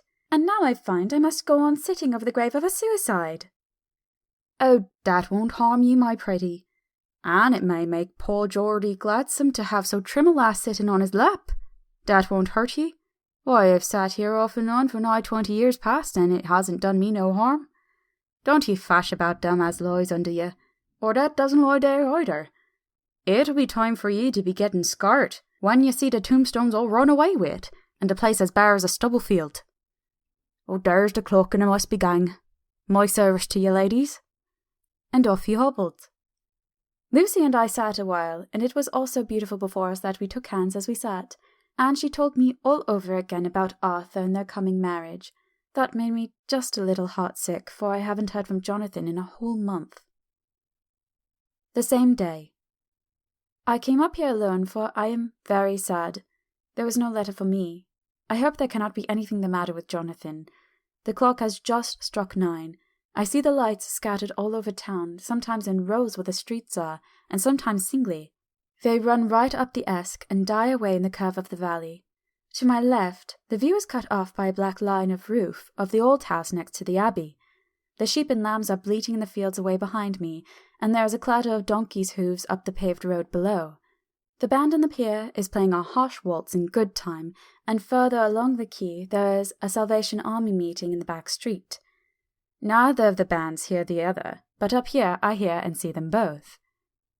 I wonder where Jonathan is and if he's thinking of me. I wish he were here.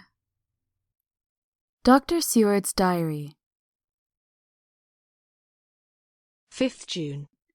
The case of Renfield grows more interesting the more I get to understand the man. He has certain qualities very largely developed: selfishness, secrecy, and purpose. I wish I could get at what is the object of the latter. He seems to have some settled scheme of his own, but what it is I do not yet know. His redeeming quality is a love of animals, though indeed he has such curious turns in it that I sometimes imagine he is only abnormally cruel. His pets are of odd sorts. Just now his hobby is catching flies. He has at present such a quantity that I have had myself to expostulate. To my astonishment he did not break out into a fury as I expected, but took the matter in simple seriousness. He thought for a moment, and then said, "May I have 3 days? I shall clear them away." Of course I said that would do. I must watch him. 18th June. He has turned his mind now to spiders. He has got several very big fellows in a box. He keeps feeding them with his flies, and the number of the latter is becoming sensibly diminished, although he has used half his food in attracting more flies from outside to his room. 1st July. His spiders are now becoming as great a nuisance as his flies, and today I told him that he must get rid of them. He looked very sad at this, so I said that he must clear out some of them at all events. He cheerfully acquiesced in this, and I gave him the same time as before for reduction. He disgusted me much while with him, for when a horrid blowfly, bloated with some carrion food, buzzed into the room, he caught it, held it exultantly for a few moments between his finger and thumb, and before I knew what he was going to do, he put it in his mouth and ate it. I scolded him for it, but he argued quietly that it was very good and very wholesome, that it was life, strong life, and gave life to him. This gave me an idea, or the rudiment of one. I must watch how he gets rid of his spiders. He has evidently some deep problem in his mind, for he keeps a little notebook in which he is always jotting down something. Whole pages of it are filled with masses of figures, generally single numbers added up in batches, and then the totals added in batches again, as though he were focusing some account, as the auditors put it. 8th July. There is a method in his madness, and the rudimentary idea in my mind is growing. It will be a whole idea soon, and then, oh, unconscious cerebration, you will have to give the wool to your conscious brother. I kept away from my friend for a few days, so that I might notice if there were any change. Things remain as they were, except that he has parted with some of his pets and got a new one. He has managed to get a sparrow, and has already partially tamed it. His means of taming is simple, for already the spiders have diminished. Those that do remain, however, are well fed, for he still brings in the flies by tempting them with his food. 19th July. We are progressing. My friend has now a whole colony of sparrows, and his flies and spiders are almost obliterated. When I came in, he ran to me and said he wanted to ask me a great favour, a very, very great favour, and as he spoke he fawned on me like a dog. I asked him what it was, and he said with a sort of rapture in his voice and bearing, "A kitten, a nice, little, sleek, playful kitten that I can play with and teach and feed, and feed and feed." I was not unprepared for this request, for I had noticed how his pets went on increasing in size and vivacity, but I did not care that his pretty family of tame sparrows should be wiped out in the same manner as the flies and the spiders. So I said I would see about it, and asked him if he would not rather have a cat than a kitten. His eagerness betrayed him as he answered, "Oh yes, I would like a cat. I only asked for a kitten lest you should refuse me a cat. No one would refuse me a kitten, would they?" I shook my head, and said that at present I feared it would not be possible, but that I would see about it. His face fell, and I could see a warning of danger in it, for it was a sudden fierce sidelong look which meant killing. The man is an undeveloped homicidal maniac. I shall test him with his present craving and see how it will work out, then I shall know more. 10 p.m. I have visited him again and found him sitting in a corner, brooding. When I came in, he threw himself on his knees before me and implored me to let him have a cat, that his salvation depended on it. I was firm, however, and told him that he could not have it, whereupon he went without a word and sat down, gnawing his fingers in the corner where I had found him. I shall see him in the morning early. 20th July.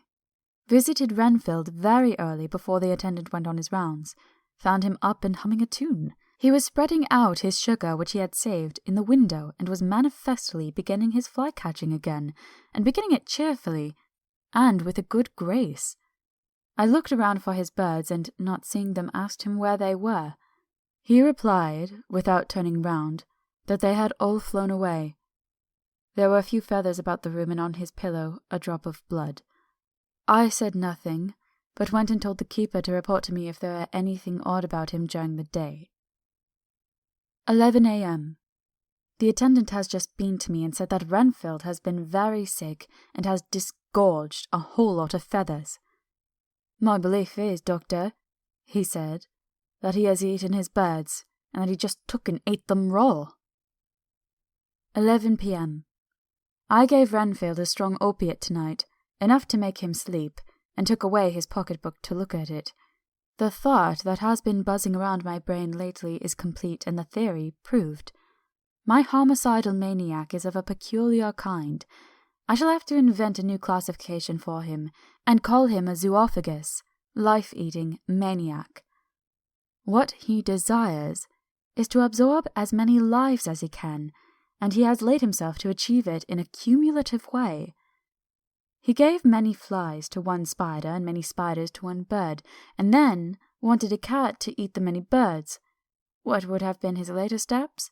It would almost be worthwhile to complete the experiment. It might be done if there were only a sufficient cause.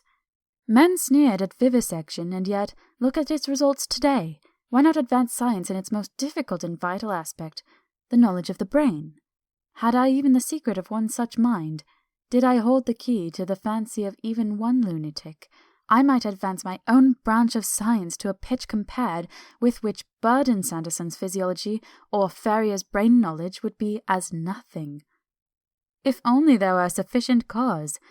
I must not think too much of this, or I may be tempted. A good cause might turn the scale with me, for may not I too be of an exceptional brain congenitally? How well the man reasoned! Lunatics always do within their own scope. I wonder at how many lives he values a man, or if at only one. He has closed the account most accurately, and today begun a new record. How many of us begin a new record with each day of our lives? To me it seems only yesterday that my whole life ended with my new hope, and that I truly began a new record. So it will be until the great recorder sums me up and closes my ledger account with a balance to profit or loss. Oh, Lucy, Lucy, I cannot be angry with you, nor can I be angry with my friend whose happiness is yours, but I must only wait on hopelessness and work. Work, work. If only I could have as strong a cause as my poor mad friend there, a good, unselfish cause to make me work, that would be indeed happiness. Mina Murray's Journal. 26th July. I am anxious, and it soothes me to express myself here. It is like whispering to oneself and listening at the same time. And there is also something about the shorthand symbols that make it different from writing. I am unhappy about Lucy and about Jonathan. I had not heard from Jonathan for some time, and was very concerned, but yesterday dear Mr. Hawkins, who is always so kind, sent me a letter from him. I had written asking him if he had heard, and he said the enclosed had just been received. It is only a line dated from the Castle Dracula, and says that he is just starting for home. That is not like Jonathan. I do not understand it, and it makes me uneasy. Then, too, Lucy, although she is so well, has lately taken to her old habit of walking in her sleep. Her mother has spoken to me about it, and we have decided that I am to lock the door of our room every night. Mrs. Westenra has got an idea that sleepwalkers always go out on roofs of houses and along edges of cliffs, and then get suddenly wakened and fall over with a despairing cry that echoes all over the place. Poor dear, she is naturally anxious about Lucy, and she tells me that her husband, Lucy's father, had the same habit, that he would get up in the night and dress himself and go out if he was not stopped. Lucy is to be married in the autumn, and she is already planning out her dresses and how her house is to be arranged. I sympathize with her, for I do the same, only Jonathan and I will start in life in a very simple way, and will have to try to make both ends meet. Mr. Holmwood, he is the Honourable Arthur Holmwood, only son of Lord Godalming, is coming up here very shortly, as soon as he can leave town, for his father is not very well, and I think dear Lucy is counting the moments until he comes. She wants to take him up to the seat on the churchyard cliff and show him the beauty of Whitby. I dare say it is the waiting which disturbs her. She will be all right when he arrives. 27th July. No news from Jonathan. I am getting quite uneasy about him, though why I should I do not know, but I do wish that he would write, if it were only a single line. Lucy walks more than ever, and each night I am awakened by her moving about the room. Fortunately, the weather is so hot that she cannot get cold, but still the anxiety and the perpetually being wakened is beginning to tell on me, and I am getting nervous and wakeful myself. Thank God Lucy's health keeps up. Mr. Holmwood has been suddenly called to Ring to see his father, who has been taken seriously ill. Lucy frets at the postponement of seeing him, but it does not touch her looks. She is a trifle stouter, and her cheeks are a lovely rose pink. She has lost that anemic look which she had. I pray it will all last. 3rd August. Another week gone, and no news from Jonathan. Not even to Mr. Hawkins, from whom I have heard. Oh, I do hope he is not ill. He surely would have written. I look at that last letter of his, but somehow it does not satisfy me. It does not read like him, and yet it is his writing. There is no mistake of that. Lucy has not walked much in her sleep the last week, but there is an odd concentration about her which I do not understand. Even in her sleep, she seems to be watching me. She tries the door, and finding it locked, goes about the room searching for the key. 6th August. Another 3 days, and no news. This suspense is getting dreadful. If I only knew where to write to or where to go to, I should feel easier. But no one has heard a word of Jonathan since the last letter. I must only pray to God for patience. Lucy is more excitable than ever, but is otherwise well. Last night was very threatening, and the fishermen say that we are in for a storm. I must try to watch it and learn the weather signs. Today is a grey day, and the sun, as I write, is hidden in thick clouds, high over Kettleness. Everything is grey, except the green grass, which seems like emerald amongst it. Grey earthy rock, grey clouds, tinged with the sunburst at the far edge, hang over the grey sea, into which the sand points stretch like grey fingers. The sea is tumbling in over the shallows, and the sandy flats with a roar, muffled in the sea mists drifting inland. The horizon is lost in a grey mist. All is vastness. The clouds are piled up like giant rocks, and there is a brool over the sea that sounds like some presage of doom. Dark figures are on the beach here and there, sometimes half shrouded in the mist, and seem men like trees walking. The fishing boats are racing for home, and rise and dip in the groundswell as they sweep into the harbour, bending to the scuppers. Here comes old Mr. Swales. He is making straight for me, and I can see by the way he lifts his hat that he wants to talk. I have been quite touched by the change in the poor old man. When he sat down beside me, he said in a very gentle way, "I want to say something to you, miss." I could see he was not at ease, so I took his poor old wrinkled hand in mine and asked him to speak fully. So he said, leaving his hand in mine, "I'm afraid, my dearie, that I have shocked you by all the wicked things I've been saying about the dead and such like for weeks past, but I didn't mean them, and I want you to remember that when I'm gone. We old folks that be daffled, and with one foot abaft a crock hole, don't altogether like to think of it, and we don't want to feel scared of it, and that's why I've took to making light of it. so that I'd cheer up my own heart a bit. But Lord love ye, miss, I ain't afraid of dying, not a bit. Only I don't want to die if I can help it. My time must be nigh at hand now, for I be old, and 100 years is too much for any man to expect. And I'm so nigh that it be the old man is already wetting his scythe. You see, I can't get out of the habit of coughing about it all at once. The tufts will wag as they be used to. Some day soon the angel of death will sound his trumpet for me. But don't ye darling greet, my dearie, for he saw that I was crying. If he should come this very night, I'd not refuse to answer his call. For life be, after all, only a waiting for something else in what we're doing. And that be all that we can rightly depend on. But I'm content, for it's coming to me, my dearie, and coming quick. It may be coming while we be looking and wondering. Maybe it's in that wind out over the sea that's bringing with it loss and wreck and sore distress and sad hearts. Look! Look! He cried suddenly. There's something in that wind, and in the hush beyond that sounds and looks and tastes and smells like that. It's in the air. I feel it coming. Lord, make me answer cheerful when my call comes. He held up his arms devoutly and raised his hat. His mouth moved as though he were praying.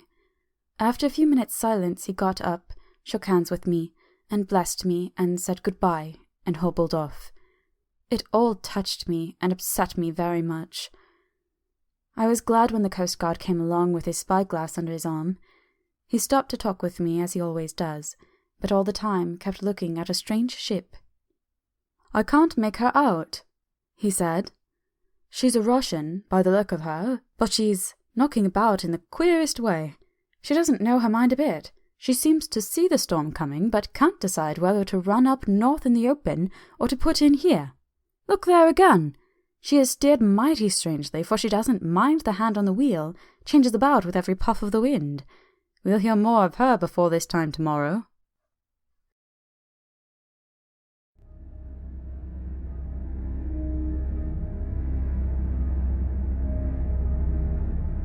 Chapter 7.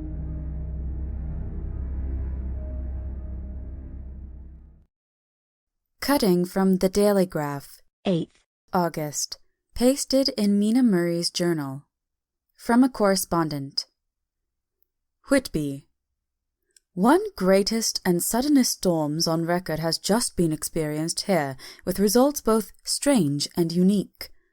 The weather had been somewhat sultry, but not to any degree uncommon in the month of August.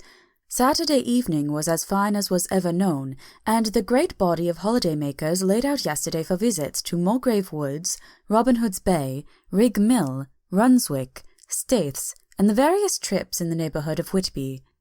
The steamers Emma and Scarborough made trips up and down the coast, and there was an unusual amount of tripping both to and from Whitby. The day was unusually fine until the afternoon, when some of the gossips who frequent the East Cliff churchyard and from that commanding eminence watch the wide sweep of the sea visible to the north and east called attention to a sudden show of mares' tails high in the sky to the northwest. The wind was then blowing from the southwest, in the mild degree in which barometrical language is ranked number 2 light breeze.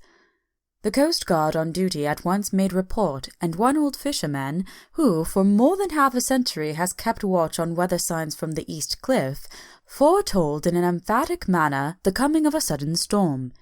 The approach of sunset was so very beautiful, so grand in its masses of splendidly coloured clouds, that there was quite an assemblage on the walk along the cliff in the old churchyard to enjoy the beauty.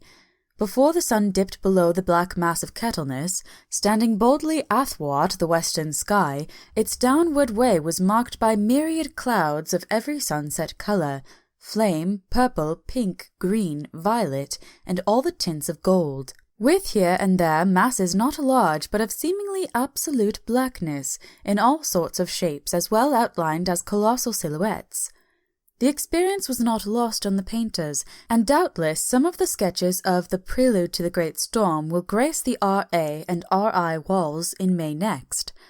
More than one captain made up his mind then and there that his cobble, or his mule, as they term the different classes of boats, would remain in the harbour till the storm had passed. The wind fell away entirely during the evening, and at midnight there was a dead calm, a sultry heat, and that prevailing intensity which, on the approach of thunder, affects persons of a sensitive nature. There were but few lights in sight at sea, for even the coasting steamers, which usually hug the shore so closely, kept well to seaward, and but few fishing boats were in sight. The only sail noticeable was a foreign schooner with all sails set, which was seemingly going westwards. The foolhardiness or ignorance of her officers was a prolific theme for the comment whilst she remained in sight, and efforts were made to signal her to reduce sail in face of her danger. Before the night shut down, she was seen with sails idly flapping as she gently rolled on the undulating swell of the sea. As idle as a painted ship upon a painted ocean. Shortly before 10 o'clock, the stillness of the air grew quite oppressive, and the silence was so marked that the bleating of a sheep inland or the barking of a dog in the town was distinctly heard, and the band on the pier, with its lively French air, was like a discord in the great harmony of nature's silence. A little after midnight came a strange sound from over the sea, and high overhead the air began to carry a strange, faint, hollow booming. Then, without warning, the tempest broke, with a rapidity which, at the time, seemed incredible, and even afterwards is impossible to realize. The whole aspect of nature at once became convulsed.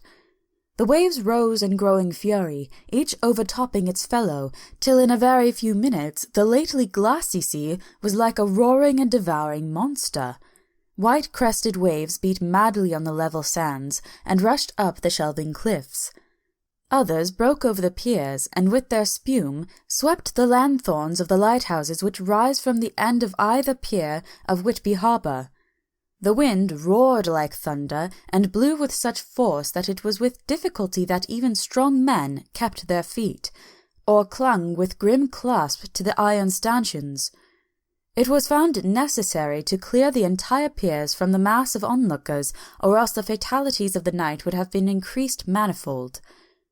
To add to the difficulties and dangers of the time, masses of sea fog came drifting inland, white, wet clouds which swept by in ghostly fashion, so dank and damp and cold that it needed but little effort of imagination to think that the spirits of those lost at sea were touching their living brethren with the clammy hands of death, and many a one shuddered as the wreaths of sea mist swept by.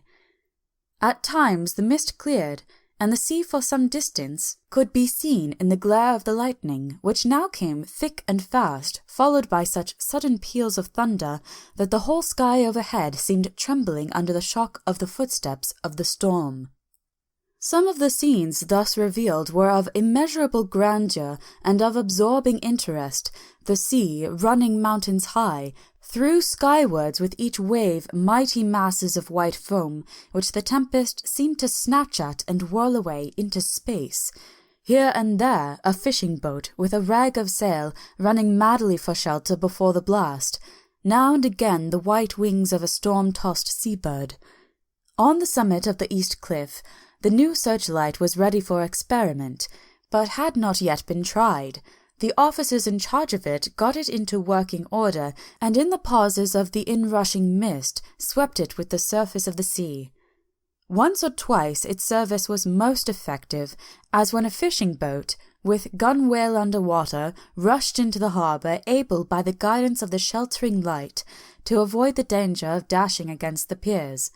As each boat achieved the safety of the port, there was a shout of joy from the mass of people on the shore. A shout which for a moment seemed to cleave the gale and was then swept away in its rush. Before long the searchlight discovered some distance away a schooner with all sails set, apparently the same vessel which had been noticed earlier in the evening. The wind had, by this time, backed to the east, and there was a shudder amongst the watchers on the cliff as they realized the terrible danger in which she now was. Between her and the port lay the great flat reef on which so many good ships have from time to time suffered, and, with the wind blowing from its present quarter, it would be quite impossible that she should fetch the entrance of the harbour. It was now nearly the hour of high tide, but the waves were so great that in the troughs the shallows of the shore were almost visible, and the schooner, with all sails set, was rushing with such speed that, in the words of one old salt, she must fetch up somewhere if it was only in hell. Then came another rush of sea fog greater than any hitherto, a mass of dank mist, which seemed to close on all things like a grey pall, and left available to men only the organ of hearing, for the roar of the tempest and the crash of the thunder and the booming of the mighty billows came through the damp oblivion even louder than before. The rays of the searchlight were kept fixed on the harbour mouth across the east pier, where the shock was expected, and men waited breathless. The wind suddenly shifted to the northeast, and the remnant of the sea fog melted in the blast, and then, mirabile dictu, between the piers, leaping from wave to wave as it rushed at headlong speed, swept the strange schooner before the blast with all sail set, and gained the safety of the harbour. The searchlight followed her, and a shudder ran through all who saw her, for lashed to the helm was a corpse, with drooping head, which swung horribly to and fro at each motion of the ship. No other form could be seen on deck at all. A great awe came on all as they realized that the ship, as if by a miracle, had found the harbour unsteered save by the hand of a dead man. However, all took place more quickly than it takes to write these words.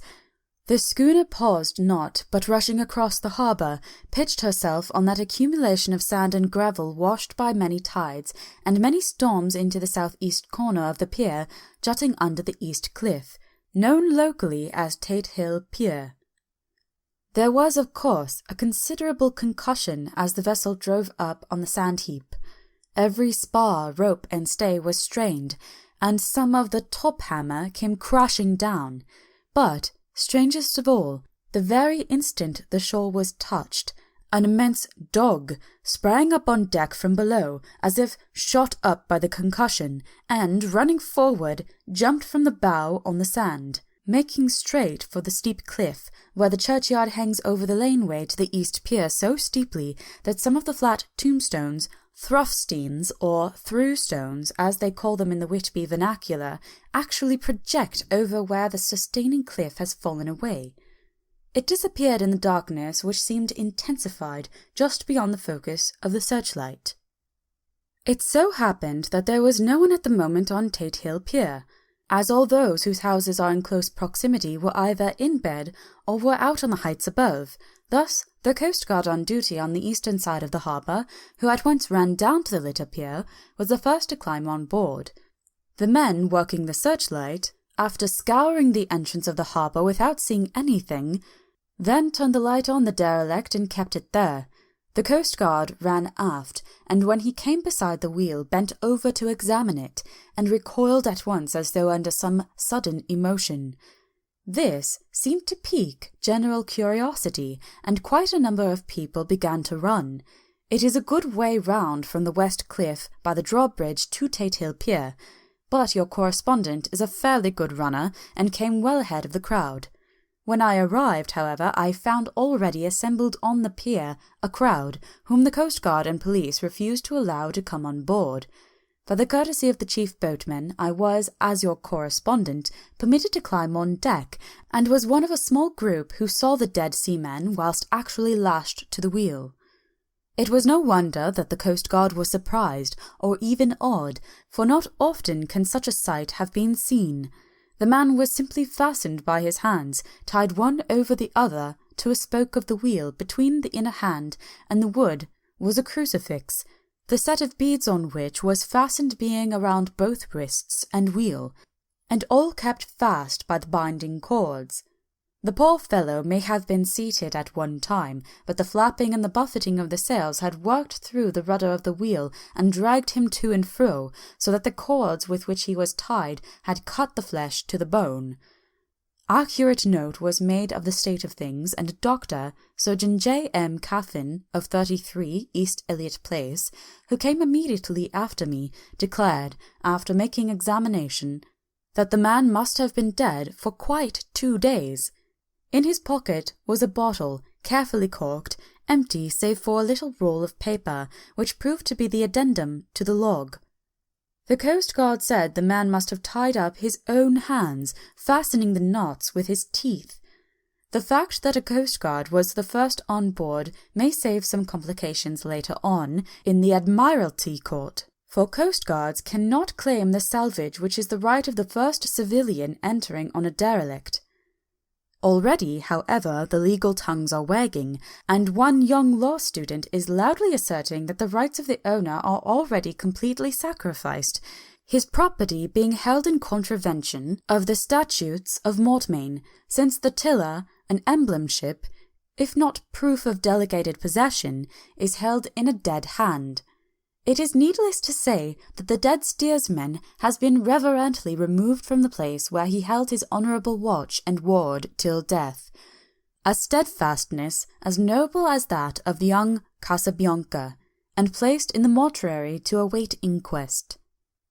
Already the sudden storm is passing, and its fierceness is abating. Crowds are scattering homeward, and the sky is beginning to redden over the Yorkshire wolds.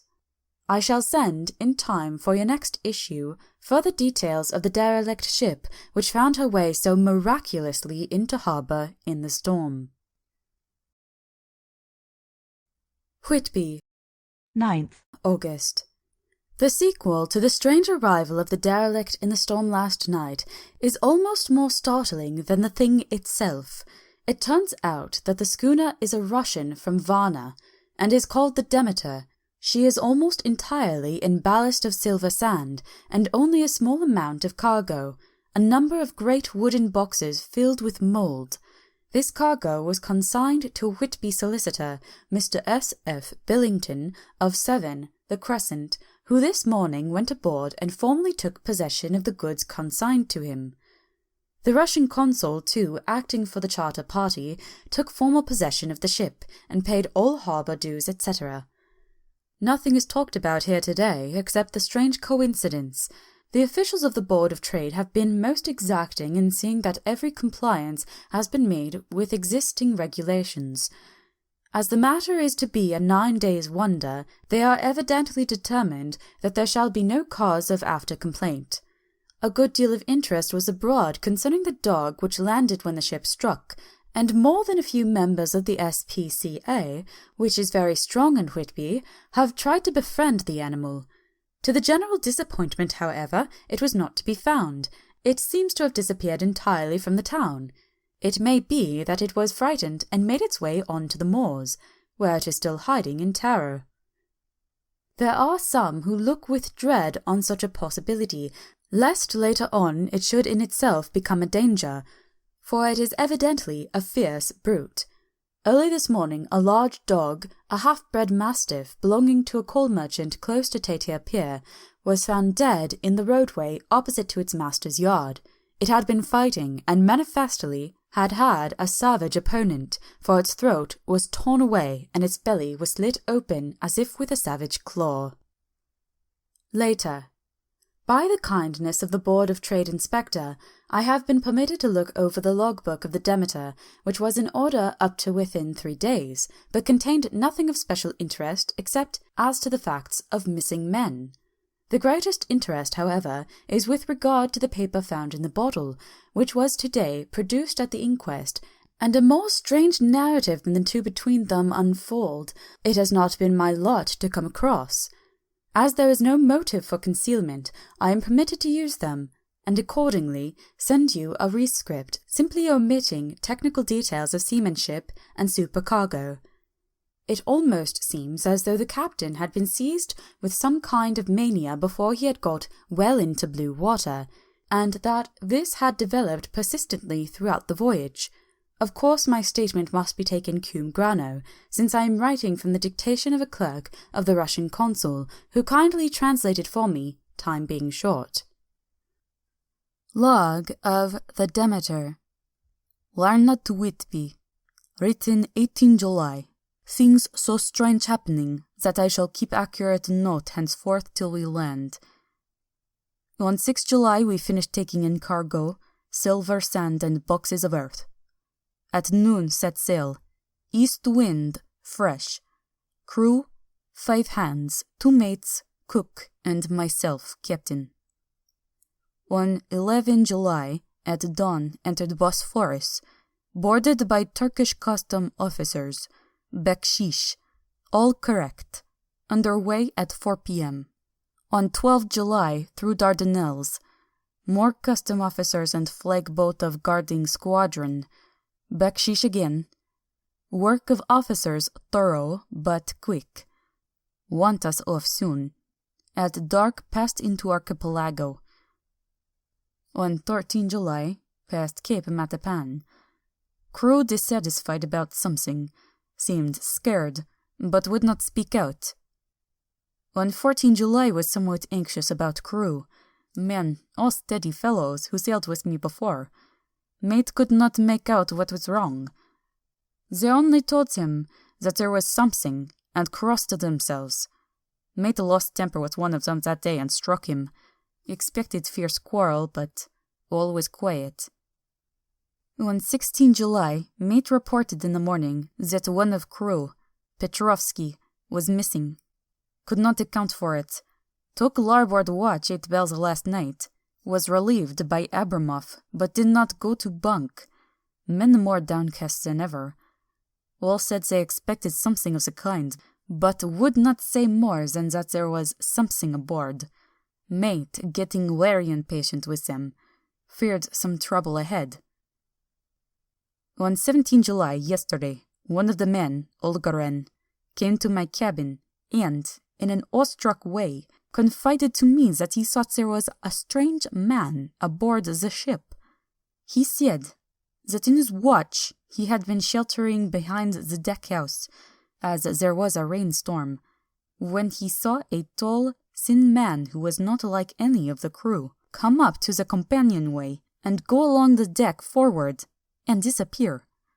He followed cautiously, but when he got to bows found no one, and the hatchways were all closed. He was in a panic of superstitious fear, and I am afraid the panic may spread.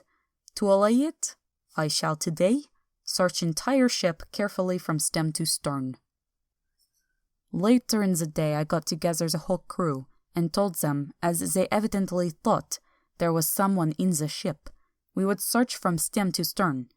First mate, angry, said it was folly, and to yield to such foolish ideas would demoralize the men. Said he would engage to keep them out of trouble with a handspike. I let him take the helm, while the rest began thorough search, all keeping abreast with lanterns. We left no corner unsearched. As there were only big wooden boxes, there were no odd corners where a man could hide. Men much relieved when search over, and went back to work cheerfully. First mate scowled, but said nothing. 22 July. Rough weather, last 3 days, and all hands busy with sails. No time to be frightened. Men seem to have forgotten their dread. Mate cheerful again, and all on good terms. Praised men for work in bad weather. Pissed Gibraltar and out through straits. All well. 24 July. There seems one doom over this ship. Already a hand short, and entering on the Bay of Biscay, with wild weather ahead. And yet, last night another man lost. Disappeared. Like the first, he came off his watch and was not seen again. Men all in a panic of fear. Sent around Robin, asking to have double watch, as they fear to be alone. Mate angry. Fear there will be some trouble, as either he or the man will do some violence. 28 July. 4 days in hell, knocking about in a sort of maelstrom, and the wind a tempest. No sleep for anyone. Men all worn out. Hardly know how to set a watch, since no one fit to go on. Second mate volunteered to stir and watch, and let men snatch a few hours' sleep. Wind abating. Seas still terrific, but feel them less, as ship is steadier. 29 July. Another tragedy. Had single watch tonight as crew too tired to double. When morning watch came on deck, could find no one except steersman. Raised outcry and all came on deck. Thorough search, but no one found. Are now without second mate, and crew in a panic. Mate and I agreed to go armed, henceforth, and wait for any sign of a cause. 30 July. Last night. Rejoiced we are nearing England. Weather fine. All sail set. Retired. Worn out. Slept soundly. Awakened my mate telling me that both man of watch and steersman missing. Only self and mate and 2 hands left to work ship. 1 August. 2 days of fog, and not a sail sighted. Had hoped, when in the English Channel, to be able to signal for help, or get in somewhere. Not having power to work sails, have to run before wind. Dare not lower, as could not raise them again. We seem to be drifting to some terrible doom. Mate now more demoralized than either of men. His stronger nature seemed to have worked inwardly against himself. Men are beyond fear, working stolidly and patiently with minds made up to worst. They are Russian, he Romanian. 2 August, midnight. Woke up from few minutes sleep by hearing a cry, seemingly outside my port.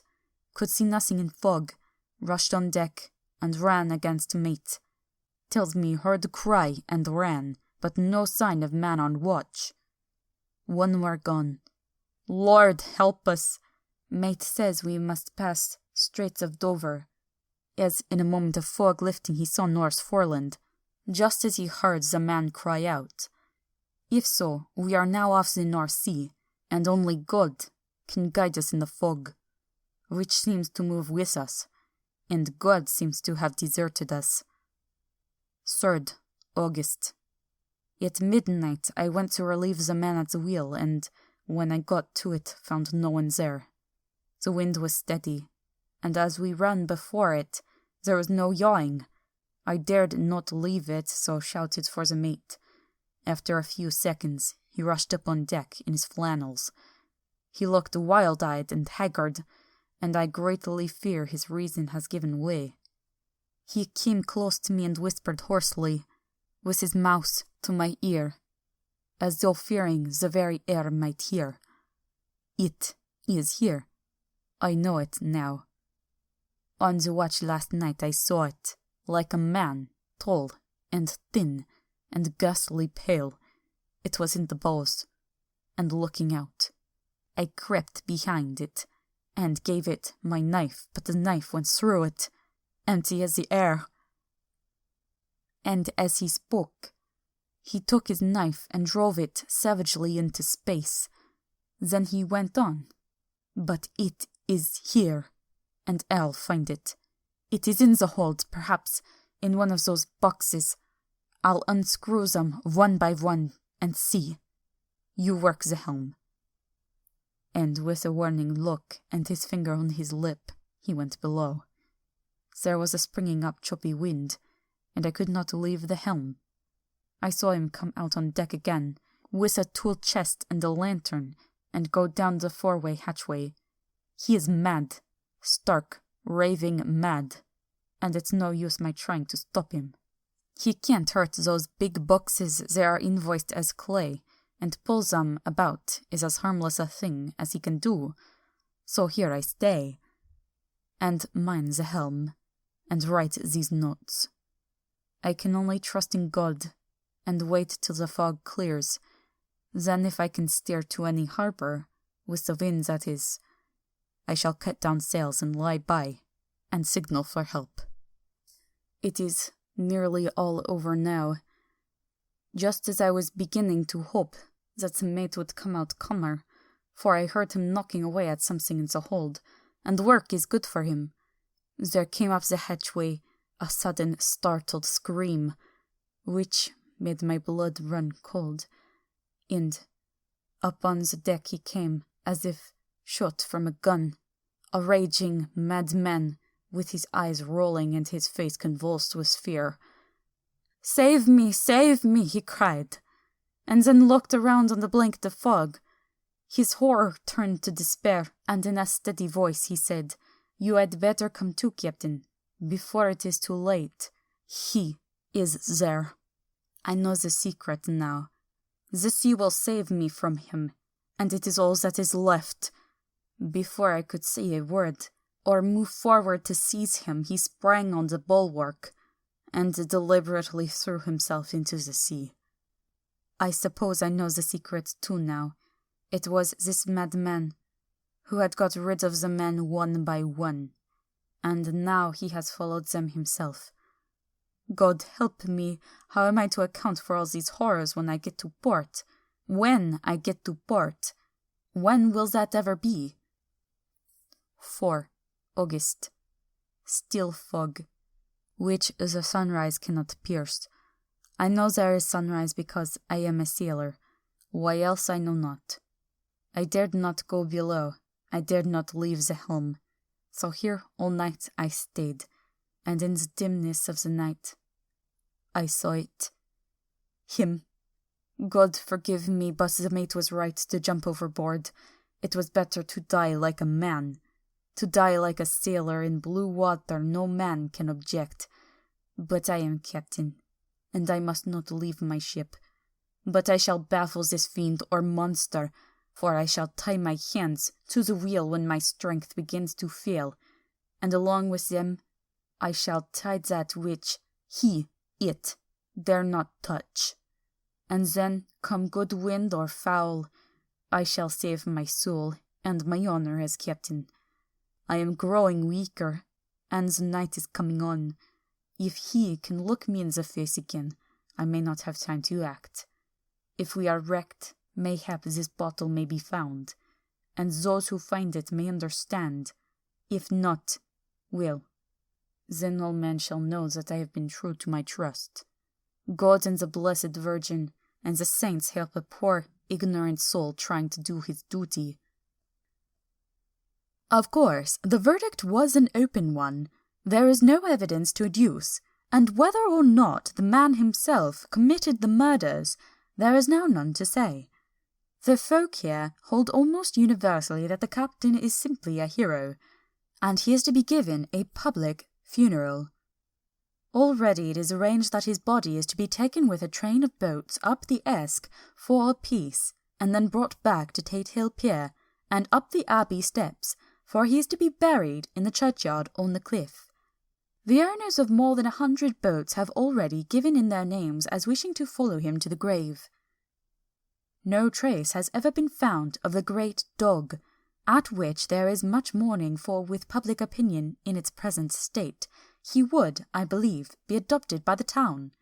Tomorrow will see the funeral, and so will end this one more mystery of the sea. Mina Murray's Journal. 8th August. Lucy was very restless all night, and I too could not sleep. The storm was fearful, and it boomed loudly among the chimney pots. It made me shudder. When a sharp puff came, it seemed to be like a distant gun. Strangely enough, Lucy did not wake, but she got up twice and dressed herself. Fortunately, each time I awoke in time, and managed to undress her without waking her, and got her back to bed. It is a very strange thing, this sleepwalking, for as soon as her will is thwarted in any physical way, her intention, if there be any, disappears, and she yields herself almost exactly to the routine of her life. Early in the morning we both got up and went down to the harbour to see if anything had happened in the night. There were very few people about, and though the sun was bright, and the air clear and fresh, the big grim-looking waves, that seemed dark themselves because the foam that topped them was like snow, forced themselves in through the narrow mouth of the harbour, like a bullying man going through a crowd. Somehow I felt glad that Jonathan was not on the sea last night, but on land. But oh, is he on land or sea? Where is he and how? I am getting fearfully anxious about him. If only I knew what to do, and could do anything. 10th August. The funeral of the poor sea captain today was most touching. Every boat on the harbour seemed to be there, and the coffin was carried by captains all the way from Tate Hill Pier up to the churchyard. Lucy came with me, and we went early to our old seat, whilst the cortege of boats went up the river to the viaduct and came down again. We had a lovely view, and saw the procession nearly all the way. The poor fellow was laid to rest quite near our seat, so that we stood on it when the time came and saw everything. Poor Lucy seemed much upset. She was restless and uneasy all the time, and I cannot but think that her dreaming at night was telling on her. She is quite odd in one thing. She will not admit to me that there is any cause for restlessness, or if there be, she does not understand it herself. There is an additional cause in that poor Mr. Swales was found dead this morning on our seat, his neck being broken. He had evidently, as the doctor said, fallen back in the seat in some sort of fright, for there was a look of fear and horror on his face that the men said made them shudder. Poor dear old man. Perhaps he had seen death with his dying eyes. Lucy is so sweet and sensitive that she feels influences more acutely than other people do. Just now she was quite upset by a little thing which I did not much heed, though I am myself very fond of animals. One of the men who came up here often to look for the boats was followed by his dog. The dog is always with him. They are both quiet persons, and I never saw the man angry, nor heard the dog bark. During the service the dog would not come to its master, who was on the seat with us, but kept a few yards off, barking and howling. Its master spoke to it gently, and then harshly, and then angrily, but it would neither come nor cease to make a noise. It was in a sort of fury, with its eyes savage and all its hairs bristling out like a cat's tail when a puss is on the warpath. Finally the man too got angry and jumped down and kicked the dog, and then took it by the scruff of the neck and half dragged it, half threw it on the tombstone on which the seat is fixed. The moment it touched the stone the poor thing became quiet and fell into a tremble. It did not try to get away, but crouched down, quivering and cowering, and was in such a pitiable state of terror that I tried, though without effect, to comfort it. Lucy was full of pity too, but she did not attempt to touch the dog, but looked at it in an agonized sort of way. I greatly fear that she is of too supersensitive a nature to go through the world without trouble. She will be dreaming of this tonight, I am sure. The whole agglomeration of things, the ship steered into the port by a dead man, his attitude, tied to the wheel with a crucifix and beads, the touching funeral, the dog, now furious and now in terror, will all afford material for her dreams. I think it will be best for her to go to bed tired out physically, so I shall take her for a long walk by the cliffs to Robin Hood's Bay and back. She ought not to have much inclination for sleepwalking then.